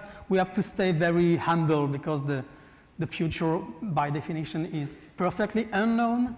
And then I would like to use my study to highlight this potential indirect long-term effect on labor. And then trying to connect mental health and labor issues. Then that's about my study, my ongoing study. And I have three main questions. How can COVID-19 experiences, such as being infected or hospitalized with COVID-19, foregoing care, you're forced to postpone your care, your treatments, or preventive care, having a relative die from COVID-19 and losing employment. How these four experiences affect self-reported depression. The second question is, how did countries respond to the health crisis during the first wave of the pandemic? The most intense, the most hard wave. And finally, what is the impact of COVID-19 mitigation policies on self-reported depression by level of vulnerability? My definition of vulnerable population is the population faced to at least one of these adverse COVID-19 experiences. And then that's my treated group, okay? That's my interest group. And I try to compare this population to another population without one of these COVID-19 experiences. And then to do that, I use many different type of data. I use at individual level data of three databases, one from the US Health and Retirement Study, another from UK, ESA, English Longitudinal Study of Aging, and the third one is SHARE, Survey of Health, Aging and Retirement in Europe. That's household survey, focused on the population age 50 and older. I also use country-level data. The first one is cumulative confirmed COVID-19 deaths to have an idea of the intensity of pandemic. And the other one, coming from Oxford team, is the government responses. Then I can have 15 specific public policies with a daily information by countries. That's public, that's incredible. And from the beginning of the COVID-19, then from the March, okay, the 8th of March is the first lockdown at the national level in Italy, then we can consider that that is the beginning of the COVID-19. And we have this daily information for each country and for each public policy. And that's very interesting. And then finally, my sample accounts for 44,000 individuals, and I can have information for 28 countries and 4 US regions, because I can disentangle by region but not by US states, because my sample is not sufficient for that. And then in terms of methodology, we face two classical problems in econometrics related to selection effect, endogenous behavior. And I had also another problem, that's the problem of demographic differences between countries, because I have many information for Eastern countries, many people from Eastern countries, then I have to correct that. And then the idea, I have no time to go further. The idea is to implement a two-step econometric method. The first step is an estimation of depression. Then in summer 2020, then I have information, I have information before COVID-19 and obviously after the first wave during summer 2020. Then I'm able to control for pre-existing factors in 2018 or 2019. Okay, then the first step is dedicated to the estimation of depression in summer 2020, and I control for many socioeconomic variables such as gender, age, and also information in 2018, then before COVID-19, such as education level, employment status, marital status, health, and so on. And then in my second analysis, I estimate the role of public policies on these effects of COVID-19 experience on depression. And then just one descriptive statistic, and that's very, very interesting. In this simple figure, that represents the proportion of people reporting facing at least one adverse COVID-19 experience during the first wave of the pandemic, then among adults aged 50 and over. And you can see that on average, 50% of Americans in this survey declare had faced at least one adverse COVID-19 experience. And then US is followed by UK, Belgium, France, Italy. And all differences between the US and other countries are statistically significant. And what is the point? The point is that, the point is this different adverse experience could affect health, and then finally could affect the probability to be employed. Because in the first talk, it was very interesting when we tried to understand why we observe this very weak productivity. And then obviously, we look at technology, we think about capital productivity, but obviously we have also to think about labor productivity, and especially human capital. And then when we talk about human capital, we talk also about health capital. And then that's one of the more important driver of labor. And then one of my main findings of the econometric model is that the feeling of depression is different considering the fact that you are vulnerable or you're not vulnerable. And the global message is this one. The feeling of depression decreases with the degree of stringency, which is a mix of different public policies for the vulnerable, but increases for the non-vulnerable group. And then after considering each relevant public policy, we show that in the vulnerable group, closure of public transportation or of the workplace and international travel control play a protective role on the level of depression. But in the non-vulnerable group, that's exactly the reverse. And closure of public transportation, internal restrictions, stay-at-home measures, and information campaign increase the probability of self-reporting depression.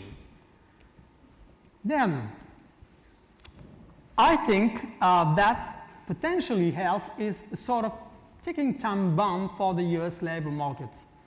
Because these 4 COVID-19 experiences could result in depreciating physical and mental health. Unemployment is associated with poorer health status, higher mortality, and higher cost. Being positively tested or hospitalized due to COVID-19, especially this second one, is associated with a decline in health and health-related quality of life of patients. Living the experience of death of a loved one, there is large literature, not only in economics, of course. The literature shows that, of course, this very dramatical experience alters mental health status. And finally, we also know that foregoing care may generate unmet health care needs that may negatively impact quality of life. Then finally, what is my message for this talk is, I have the same message in France. That's the same, but maybe it is more pronounced here. That's invest in public health could also result in an increase of productivity, of GDP, because that's one of the drivers of productivity. And then if we increase protective measures, would be positive on the vulnerable population. Improve access to care, the number of hospital beds, and financial compensation for job loss seems very important. And then we have to cope with a specific problem is the long COVID-19. That's a very serious question. And then we need to maybe implement follow-up measures for those affected by the outbreak, especially serious long-term mental and physical health. And I think that invest in affordable access to COVID-19 vaccines and therapeutics could be useful maybe at federal level. And then in addition to the intrinsic weakness of the US healthcare system, as regards vaccines, that this situation is very worrying. There's only 69% of the US population with the complete vaccination protocol against more than 80 in Canada, for instance, close to 80 in France. That's also a huge issue. And yes, that's my final talk. I thank you for your attention.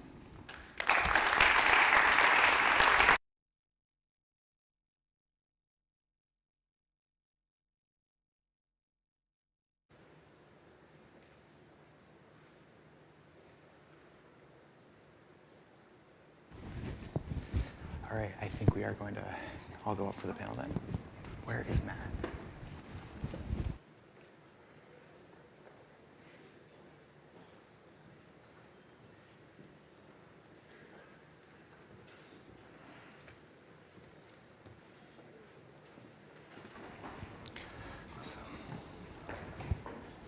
Awesome. Yep.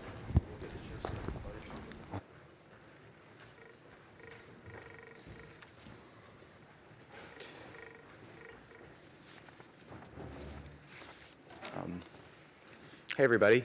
Thank you all for coming once again. My name is Sawyer Dixon. I am one of the co-presidents of the Econ Society. I am number 2 of 2, and I'm going to be moderating the panel today. Previously, I've served as a research assistant for a health economist at Northeastern and have served as the lead of our fiscal challenge team. The panel will last for approximately 45 minutes, and I'm really excited to get started. All right. I'm excited for this. All right. Are we ready? Awesome. Cool. I feel so powerful with this mic on, y'all. All right, so we have touched on a lot of things today. And so without any further ado, I just want to start by getting a quick 30-second answer from each of you. And some of you have already talked about this. What do you anticipate any longer short-term effects on the labor market from COVID? Maybe now, like a year from now, 5 years from now, and like 15 years from now? And we can start with Professor Modestino and move down the line. Darn it, I said. Sorry. You're in the hot seat. Yeah, exactly. Well, one of the things that I've thought a lot about, particularly related to the topic that I talked about today, is that I do think we're going to see long-term effects, particularly on women and on gender differences. And back in June of 2020, I wrote an op-ed for the Washington Post that said COVID-19 is going to set women back a generation. And I didn't want to write that, but that is what I felt at the time. And I do think we're going to see the longer-term implications of that. And so I do think there's been a lot of work done by Claudia Golden and others that have shown that women have regained, bounced back somewhat from the losses that we saw, but there's still about 800,000 women who are missing from the labor market right now. But I think in terms of the more hidden impact that we haven't been able to see, that we're going to have longer term effects. And what do I mean by the hidden impacts? I mean things like, even for the women who stayed employed, even for the women who didn't reduce their number of hours that they worked, I think most women, particularly those with children, felt that they are not on the same career path that they were. So they likely did not take that extra assignment that they were offered, or they did not do the kinds of things that they can get to the next rung in terms of promotion. And I think as we return to what the labor market looks like physically with hybrid schedules and who's in the workplace and who is working remotely, it's already obvious that lots of women with children are opting to do more of the remote work at home. And then they're missing out on the water cooler conversations that are happening. They're missing out on the in-person events that are really important. And they're much more likely to be overlooked. So I kind of have a dim forecast in terms of how this is going to play out for the gender dynamics. I'll leave it there. All right, thank you. So I'll try a little bit more positive spin. All right, start real dismal. Yeah. Starting slow and moving back up a little more positive. I think the positive thing is that people have recognized and built the confidence to say that they could succeed with being more verbal and employees can speak up and speak to power and say that they're no longer going to just follow along like soldiers. They're going to actually fight for what they think is right, fight for what they think is needed. And I think employers are making getting the realization that they need to listen to people and to adapt the way they do things, or they will be left out cold and they won't be able to function without. So I feel like it's brought a voice to workers that won't be silenced, and I'm grateful for that. Yeah, I think that's maybe it could be two opposite tendencies, because we can be positive and optimistic and say that maybe health and safety at work became crucial in the workplace. But in the same time, we could say also that maybe companies, firms, would like to increase the level of flexibility, of adaptability, and then that's two opposite movements. And I don't know, because I hope that we could be able to invest in non-financial factors of variables, and to try to marry, as a health economist, I'm always schizophrenia, between economics outcomes and public health outcomes. But that's not opposite outcomes. And then maybe this crisis could help us to understand that we could also invest in health, not just for public health issues, but also in terms of economics outcomes. Well, I think we may, and I'm not sure, but I think people are reprioritizing their lives on the scale of work-life balance. I think maybe there is a shift a little from work to life.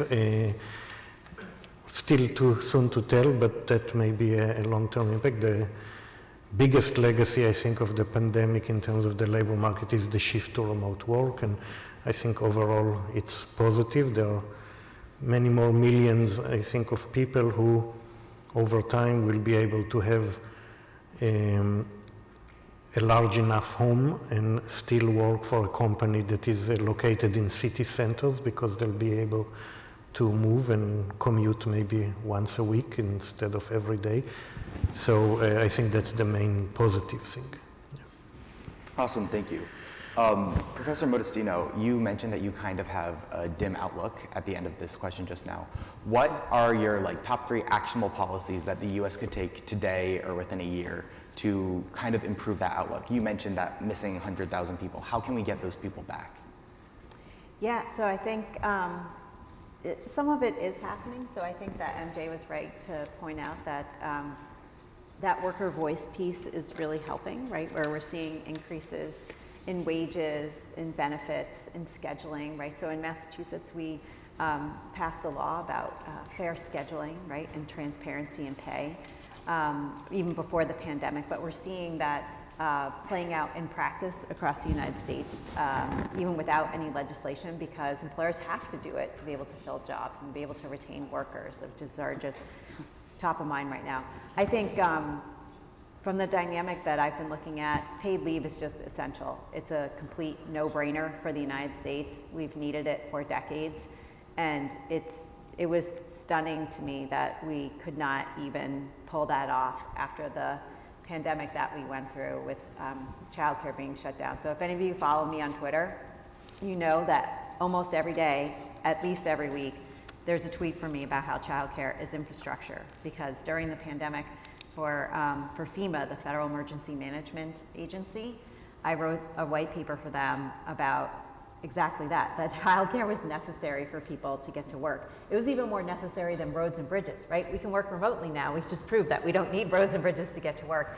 But if you have a 2-year-old toddler running around your house, you can't work, right? You need to be supervising them. So I think that paid leave is essential, and really creating a childcare system that works for everybody. So there's high numbers of particularly Black and Hispanic workers that live in what we call childcare deserts, where there's no affordable childcare nearby, no reliable childcare that's nearby. And it's just, people, during the pandemic, one of my other kinds of things that I used to bring up was the difference between a 4-year-old and a 5-year-old, right? A 5-year-old was learning virtually at home. A 4-year-old, right, needed to be in person. And the difference between those was that there was a union, right, that was protecting K through 12 teachers. There was no union to protect childcare workers. And if you're gonna call it early childhood education, then you should treat it the same way that you treat K through 12 workers, meaning they should have the same kinds of rights in terms of benefits, in terms of a living wage, and in terms of the kinds of working conditions that they face. And in order to do that, you're gonna have to subsidize it publicly, just like we do K through 12 education.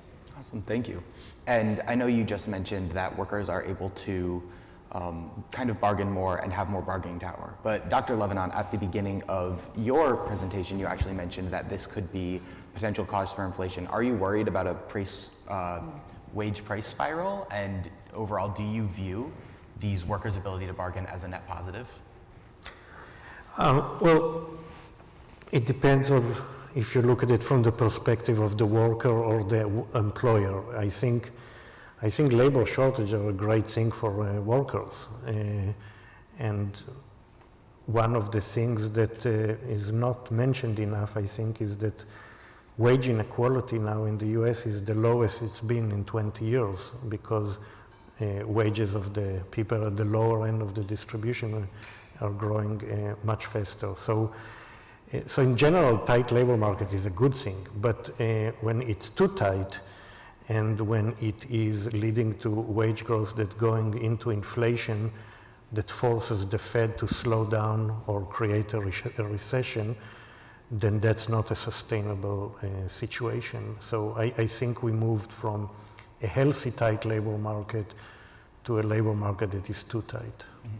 Now, you mentioned that most of this shortage is concentrated among people who don't have bachelor's degrees, which tend to be lower paying jobs. Do you think this is going to be a rising tide that lifts all ships, where we'll see spillover, where now that people who don't have bachelor's degrees are making more, that will affect higher paying jobs? I think, I'm not sure that there will be a spillover. I think we will continue to see this trend of people in blue collar and manual services continuing to get faster wage growth. But at the same time, the labor market is also relatively tight for people with a BA. So I think the next decade, most workers will see an improvement. All right, this is more of a general question, but MJ, I would love to hear your perspective from a recruitment side. We've already talked about how workers have more bargaining power. Do you think that's concentrated only in wage, or are workers looking for more benefits as well, time to spend with families? Are they asking for that paid leave that they're not guaranteed under law? All of the above. All right. I think that all things being equal, that we need to compete with offering opportunities for advancement. We need to look at benefits, but not benefits from what the old perspective was, giving employees what we think was best for them. But that isn't necessarily best for them. So a lot of the work that's been done by the Atlanta Fed and others showing the cliff impact and how some people, when they make a certain amount of money, lose, basically lose in the long run. So we need to be looking at how to better pay folks, but understand what their other complications are to that. We need to give benefits that matter to the employees, not the traditional ones that we think make sense. And I think, scheduling is huge. Mm-hmm. Yes, we are open 24/7, but do we have to do it the same way we always did it? Do we offer people, part-time jobs and have them work their way up? And do we offer people, roles that require them to work multiple jobs and then ask them, even though they have multiple jobs, to shift their schedules on a irregular basis and just expect them to be, I don't think any of the people in higher level jobs in our sector and others expect that they're going to change their schedule, every third week or every second week and expect to, shift their childcare and everything else that goes with that. But we expect it of lower wage workers, and that has to stop. So I think it's the combination of, and people say, I've seen ads I live down south of Boston, and I've seen Amazon ads for $45 an hour. They will pick you up at your house and drive you to where you're going to assemble those, whatever they want you to assemble. And how do you compete with that when you're offering, $20 an hour to be a nurse's aide at all kinds of shifts? But the difference is, long term. In the long term, do we offer career growth? Do we offer a respectful environment, a satisfaction, safe job versus, yes, I could compete and I could be at Target the rest of my life at $24 an hour, but I could come in and be supported and have actual benefits for my family and long-term growth opportunities. So I think it's providing that career versus a job. Mm-hmm. And that's the only way that we'll be able to compete financially. Yeah, that definitely makes sense. And Professor Barnett, you just came to the US, 2 years ago now? So have you noticed a difference in the healthcare industry between Europe and France in particular and the US? Nothing. Yeah, of course. Considering working conditions, on average, workers in Europe have a much richer set of protection than workers in the United States, obviously. That include many mechanisms for workers, voice unions, but sometimes unions, could result in many, many strikes, and we are the champion in strikes in France, and we have to. Right now. This is the king of strikes. In Paris. Yeah. And then in sectoral bargaining representation, you know, we have a minimum. The minimum wage in France is $11 per hour. That's 7.25, just in 30 U.S. states. Then we have many mechanisms. Of course, we have a universal health care. But despite these many numerous mechanisms, the level of working condition is not good, especially in terms of psychosocial risk at work. And then that's a huge issue, and that's a paradox for the French case. And then one of the best difference I experiment myself, that's the level of bureaucracy is just amazing there. I think I saw that we have a very huge level of bureaucracy in France, but that's not the case. That's very difficult to well understand what is exactly the nature of your coverage. Of course, you have to look at you have to know your network, and that's so complicated. And also one of the big issue is the job lock. That the fact that when you lose your job, you lose your health insurance. That's a huge issue. Of course, one of the best issue is 9% of the population without any insurance, but that also employees in small firms, because they don't benefit from a good health insurance, and a great proportion of employees in small firms don't have any health insurance. And the third population is the near poor population, just below 138% of the federal poverty line for state expanded Medicaid. And there are many differences, but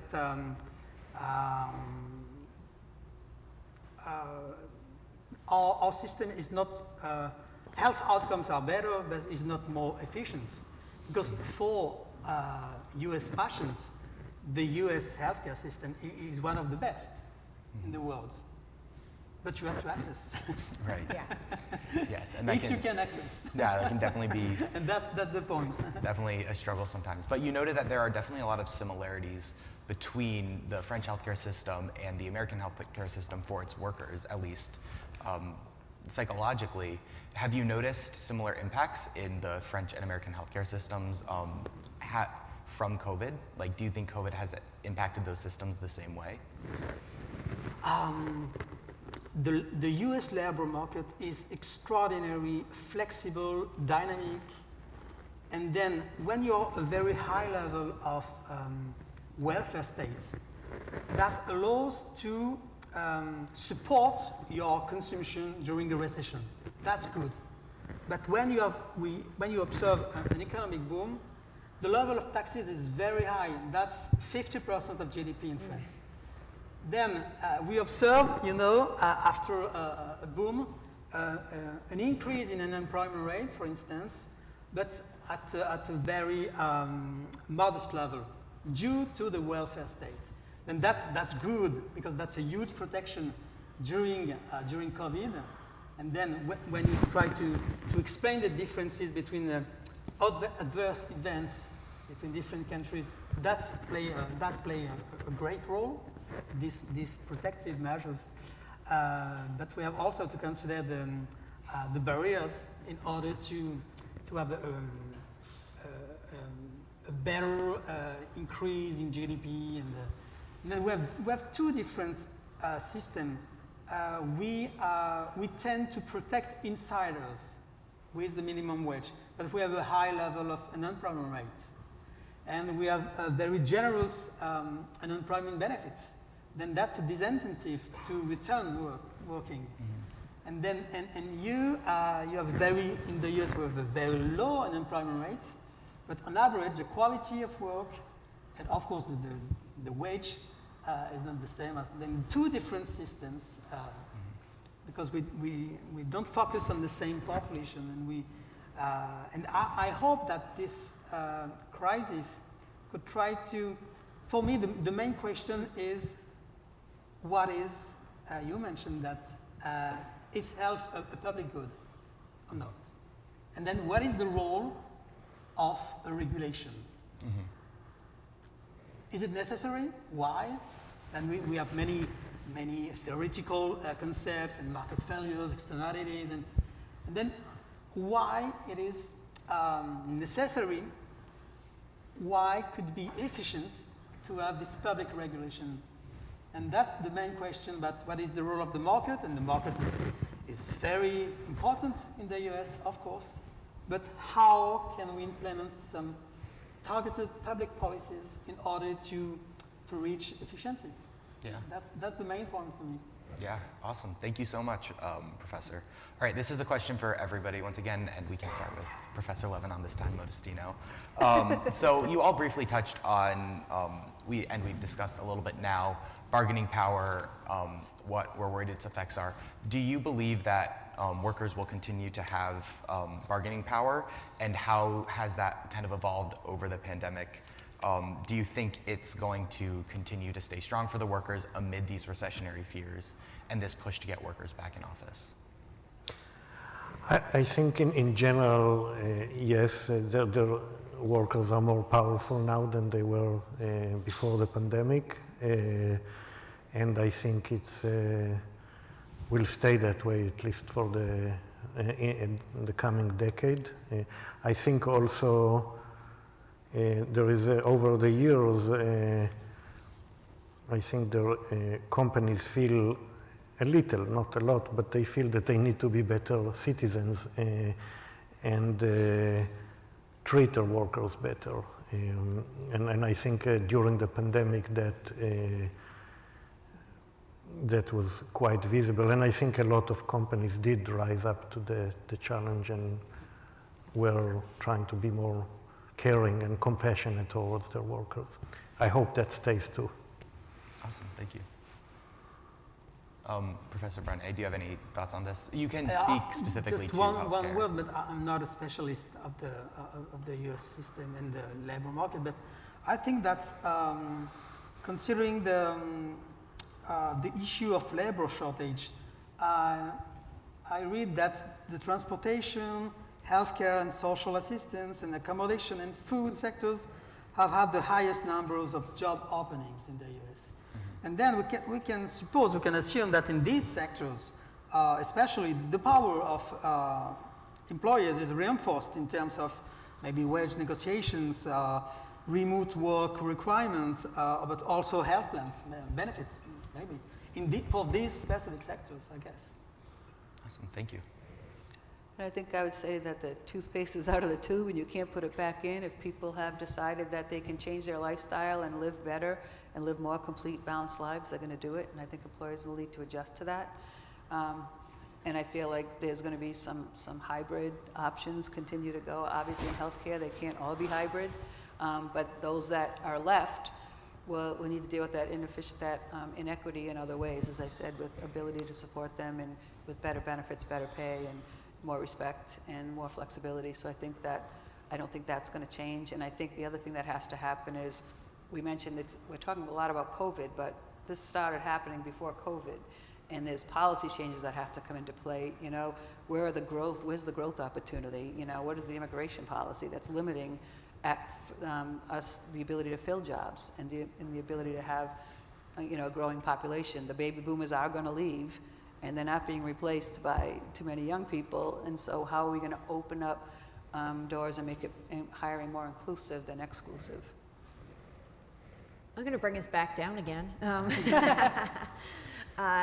In the sense that I think everybody in workforce development right now feels like there's a window. There's a policy window when the labor market is exceptionally strong to get people into work who have tremendous barriers, whether they're returning citizens who have been formerly incarcerated, whether they have English barriers, whether they have childcare needs or transportation, right? Amazon's going to go pick you up or whatever it might be. And there's a small window for us to start developing these pipelines that MJ just like amazingly laid out in those slides. Like I was taking pictures because we need to take notes and we need to have more employers and build more of that virtuous cycle between the community-based organizations who can source workers from those disadvantaged communities into the training programs that MJ and other employers have, or the community college programs that are set up. And then have that pipeline be supported by employers at the end who are promising, who are giving guarantees to hire the people that come out of those programs. But also making sure that the programs are responsive to employer needs, right? Because we've seen time and time again that, by the time you set up a program, particularly in STEM fields, whether it's healthcare or biopharma, which is really strong here in Massachusetts, or other kinds of high technology fields, that the bar has moved by the time you've developed that program, right? So it needs to be a virtuous cycle. And the hope is that if we get employers kind of hooked on the supply, right, that are coming out of these training programs that are then supported by the community organizations, that we can keep that going when times get tough. But to be honest, I've seen it in my own research that employers are just responsive to whatever is out there in the labor market. And so if we don't create this virtuous supply of workers to fill this in, then they're going to go find other technologies. I know some technologies are slower to come online, like Dad was saying, like we don't have driverless trucks yet, right? But we're seeing, virtual augmented reality and other sort of technologies that don't replace workers, but they enhance workers' abilities, which then means maybe you need to hire fewer workers. And so we see that companies just try to adjust and survive wherever they can. And so I do think we have this window where, workers have the upper hand. We have worker voice, that we can get better benefits. We can get people jobs that haven't in the past.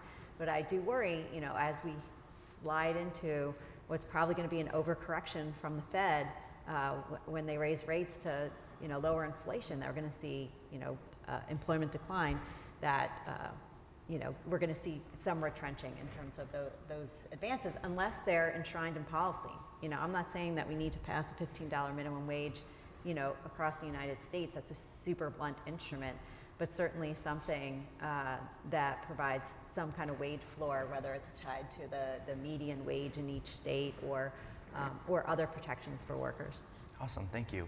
And just to kind of continue asking about this, you mentioned you could track the impact of the waves of different variants with labor participation. However, we have seen now, as we all know, the pandemic isn't over, but restrictions are basically gone. None of us up here are wearing masks. Nobody in the audience is wearing masks. Do you believe that future variants will continue to affect women in the labor force? So if another variant comes along and it's super viral, will we see effects like we've seen previously? 100%. I'll tell you two reasons why. One is, if you look at the data on the shutdown state by state, and if you look at job postings, employment, any kind of economic activity, they went down similarly.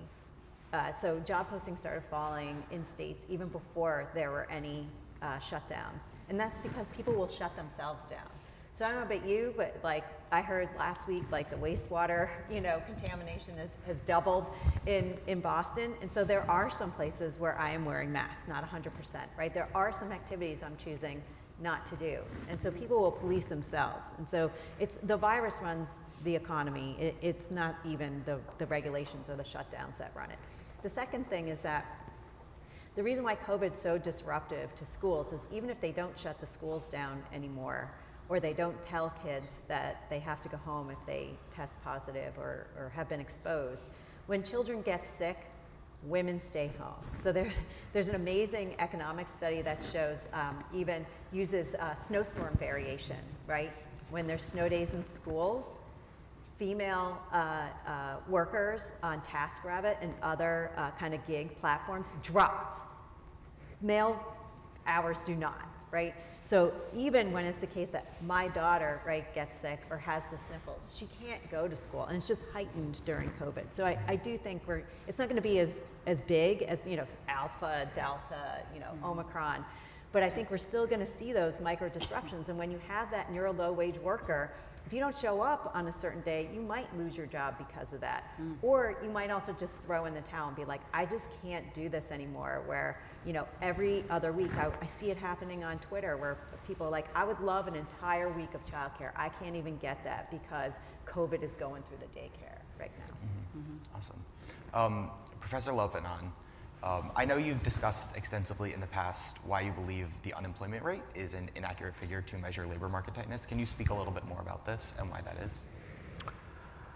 I mean, it's still a useful metric, but you know, when you have like 10 others, that some of them are equally good, I encourage people to use more, because each measure of labor market tightness or each economic indicator in general has noise or measurement error or something like this. But when you have like several of them that coming from different sources and measuring different things, the errors between them are not correlated. So when you group them together, you get a smoother and more accurate measure. So that's, I tend to look at a lot of indicators together for that. Now, an example of why the unemployment rate is not always a good measure. We had, when there's still some studies around that, but I think that, for example, when we had very high unemployment benefits in 2021, there were a lot of people that were counted as unemployed, but maybe did not look for a job as intensively as they could have. And in that case, the unemployment rate underestimated the tightness in the labor market, because the number of people who were truly looking for a job was smaller. So in 2021, there was a time when the unemployment rate was still elevated, but all other indicators suggested that the labor market is very tight. Awesome, thank you. I believe we are running low on time, so I'm going to ask Barney one more question, MJ a question, and then we'll wrap up. This question is for both of you. So I know we've discussed that we are definitely probably, we are probably never going to see a full return to office, but we have seen a lot of pushback to get people into office. And you know, amid these recessionary fears, a declining American workforce population as these baby boomers retire out, and the shift away from remote work, how do you think working conditions will change, if at all, for the American healthcare worker? So for us, as we mentioned earlier, besides robots helping with surgery, we pretty much need boots on the ground in the hospital, so we need to be hands-on. That said, we had a massive shift to virtual visits during COVID. That continues to grow. That exploded during COVID, and we're realizing now, you know, we're still scheduling virtual visits. We have medical assistants who used to have to be in the office who can now do some virtual scheduling, some virtual work at home. So where we can, we will expand to that. And I agree with you, like the lack of water cooler conversation and the lack of visibility is hurting everyone. I have a team of about 14 people that I work with, and we are all remote. And even if we weren't, we work throughout the system. So at different hospitals, we're not near each other anyway, but I do pull them together at least quarterly, and I try to do it more often. That we do have FaceTime, and we do see. But I still think that while that keeps us engaged and connected in a minimal way, they're not being seen by our leaders. Their work might be seen, and the conversation, some of our outcomes will be seen, but they're not passing them, they're not attending meetings. I'm not sending staff that I feel could be growing in their role to high-level meetings where they're going to actually be seen. They might be on a screen, but when you're on a screen, it's formal. You know, that formal, I'm on the screen, and if you're basically junior, you're a quiet box on the screen. You're a little face that doesn't really be seen. And in some of our meetings, we have HR meetings that have 700 people. So you have to really scroll through to even find the face on the screen. So unless you're one of the top 5 people speaking on that meeting, you're invisible.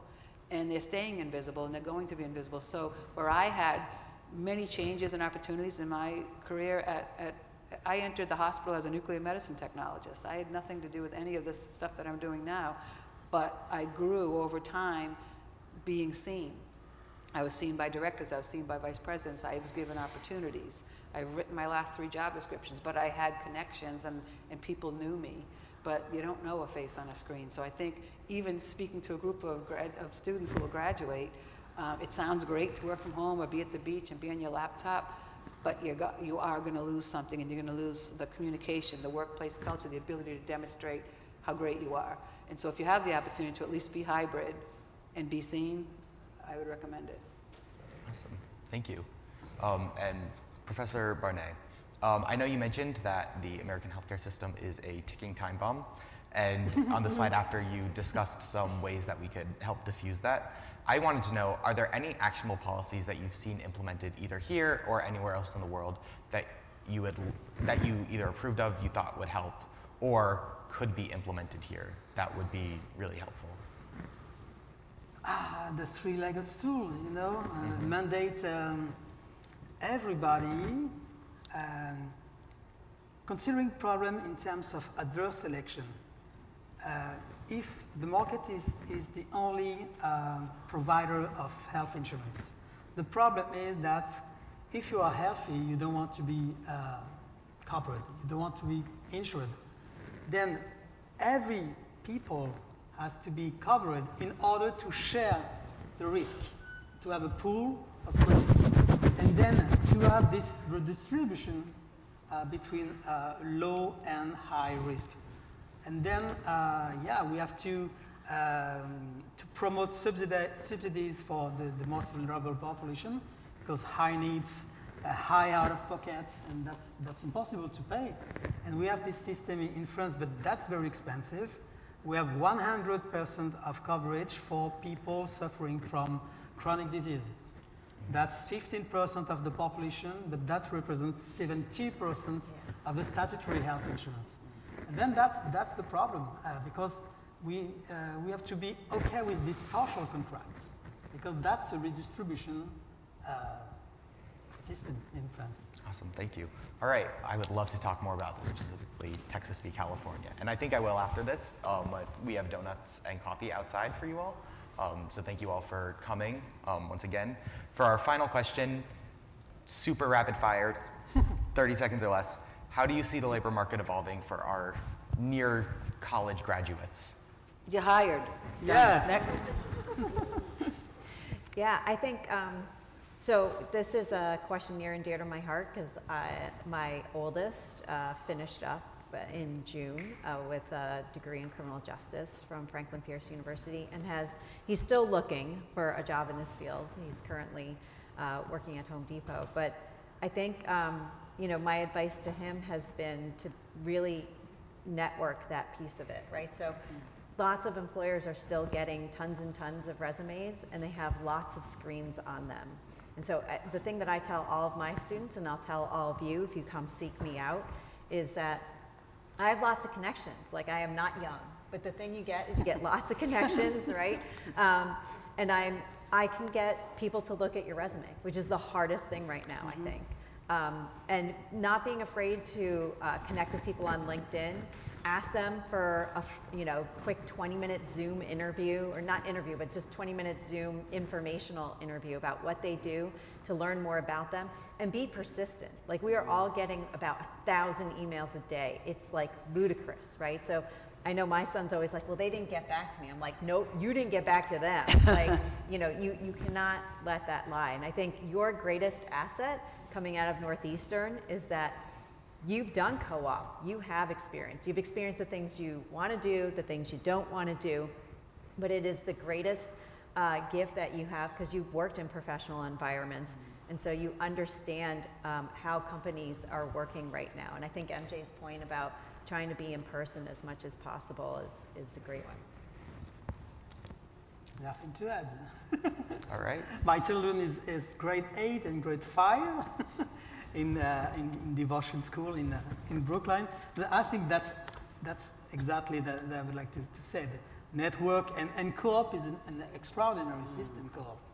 And that's, I think you're very lucky, but that's not, you're very lucky because you're students in Boston. That's the capital of students in the world.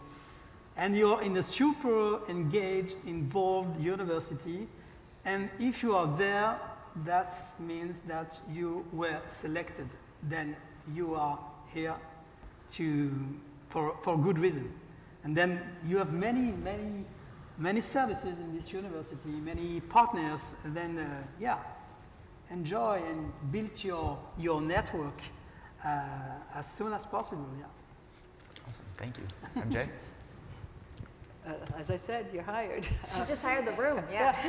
I couldn't agree more that networking is huge and getting your resume seen. So one of our hospitals alone, Mass General alone, sees over 20,000 applications a month or more. And you're right, we cannot go through those one at a time. So you need to be persistent. You need to use the networks and the people that know you, that can get you in front of somebody. Yeah. Getting there is 90% of the thing. We need people in incredible numbers, but we need to find which of those 20,000 are the people we actually want. And so standing out and being an intern or a co-op student, we see many Northeastern co-op students, and that is your best way in. That's a fabulous model. And your actual real-world experience on top of building the network is the way to go, and use those connections. Awesome, thank you. Professor Lebanon? One advice is to study as much as possible data analysis. Rather, even if you don't plan to be an economist, data analysis is becoming very important in marketing, HR, many other types of jobs. So you can't learn too much data analysis. That's what I would recommend. Awesome. Thank you so much. Thank you all so much for taking time out of your day to come here. Can we get one more round of applause for our amazing panel? And thank you all for attending. All right. Alrighty, guys. So thank you, everyone, for taking their time. Just going to be real quick. We do have some Dunkin' Donuts and stuff outside, but before we get to that, I just wanted to say thank you to all of our speakers here. A few special people who helped us out from the administrative side. Kayla Lavelle, who is our CSI program manager, and Katie Thorpe, which is the Econ Society department administrative assistant. You guys get a bunch of emails from her, and she does a really great job of getting those emails out to everyone. A few more things. I'd ask everyone to just follow us on social media, both Women in Economics and Econ Society, and sign up for our newsletter so you guys can get to our meetings and stuff. And that's pretty much it. Thanks for everyone for coming, and let's talk outside.